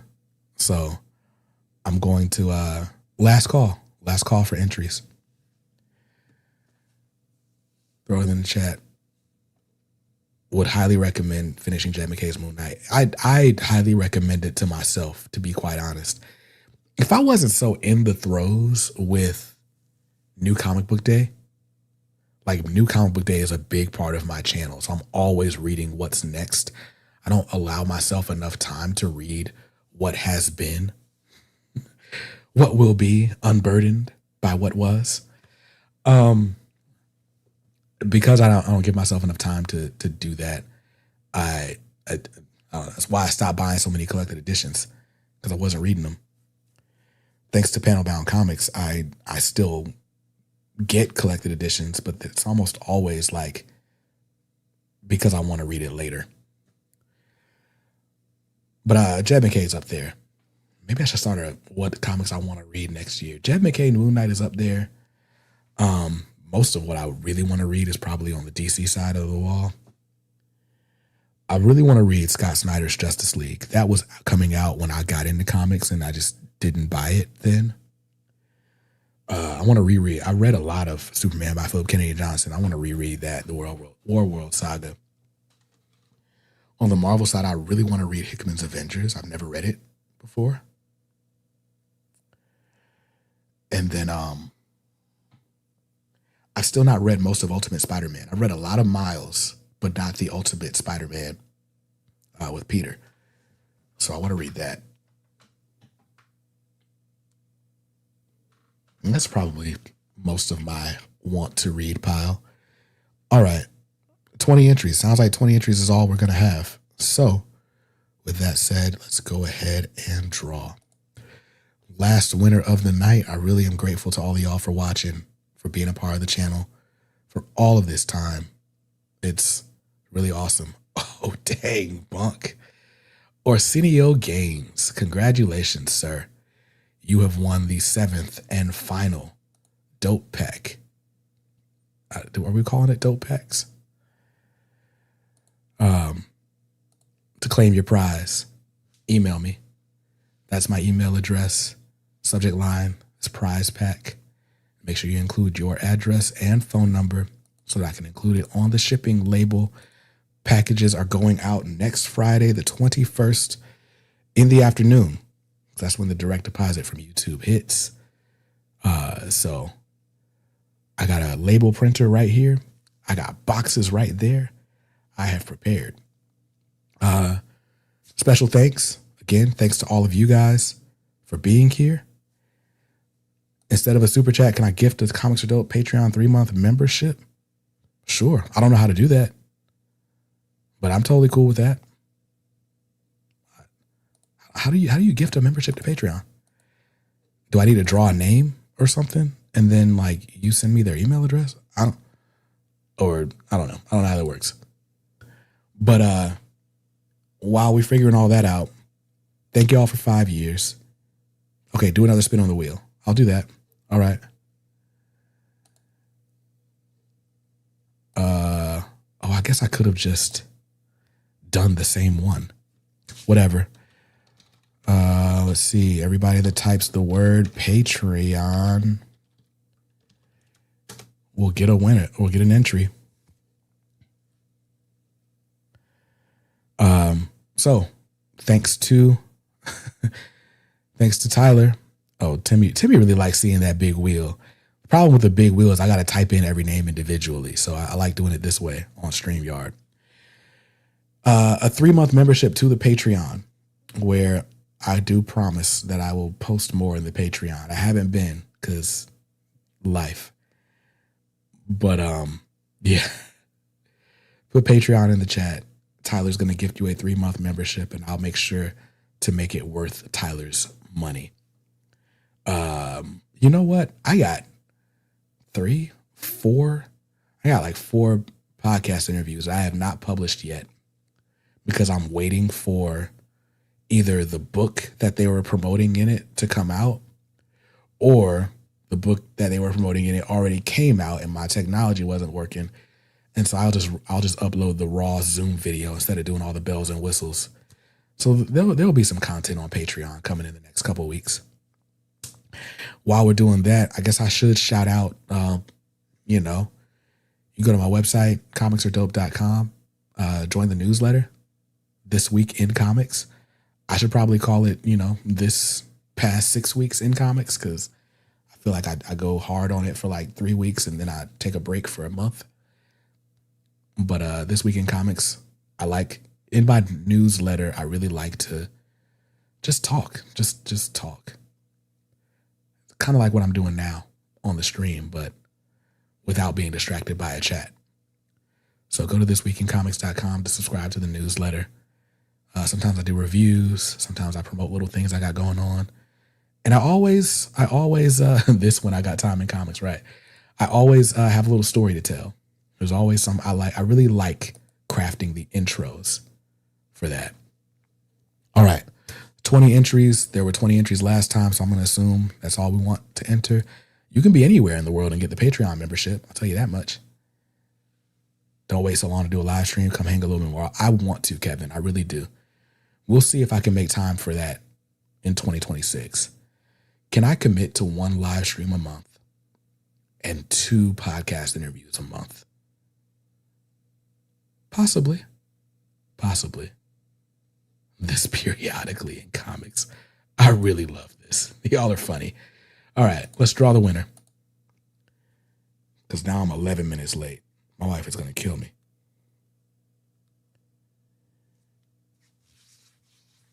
Khatib Omari. Congratulations, sir. I've seen your name in the chat so many times. So congrats. And for this one, Khatib, email me. Don't email me with the subject line prize pack. Email me with the subject line Patreon. And I'll give it to Tyler. I'll give your email address to Tyler so you can gift your membership. So, thank you. Thank you all. Thank you all for the support. Congrats to all the winners. Prize packs will be out. He emailed the link to me. Okay, cool. Prize packs will be out next week. And I'll see y'all. I'll see y'all then. Well, when will I see y'all? Next Monday for the pull list, for sure. I'm probably taking the rest of the week off. And yeah, peace out. Peace. How do I do that? How do I sign off? Stay safe. Stay awesome and read something dope today. 5 more years.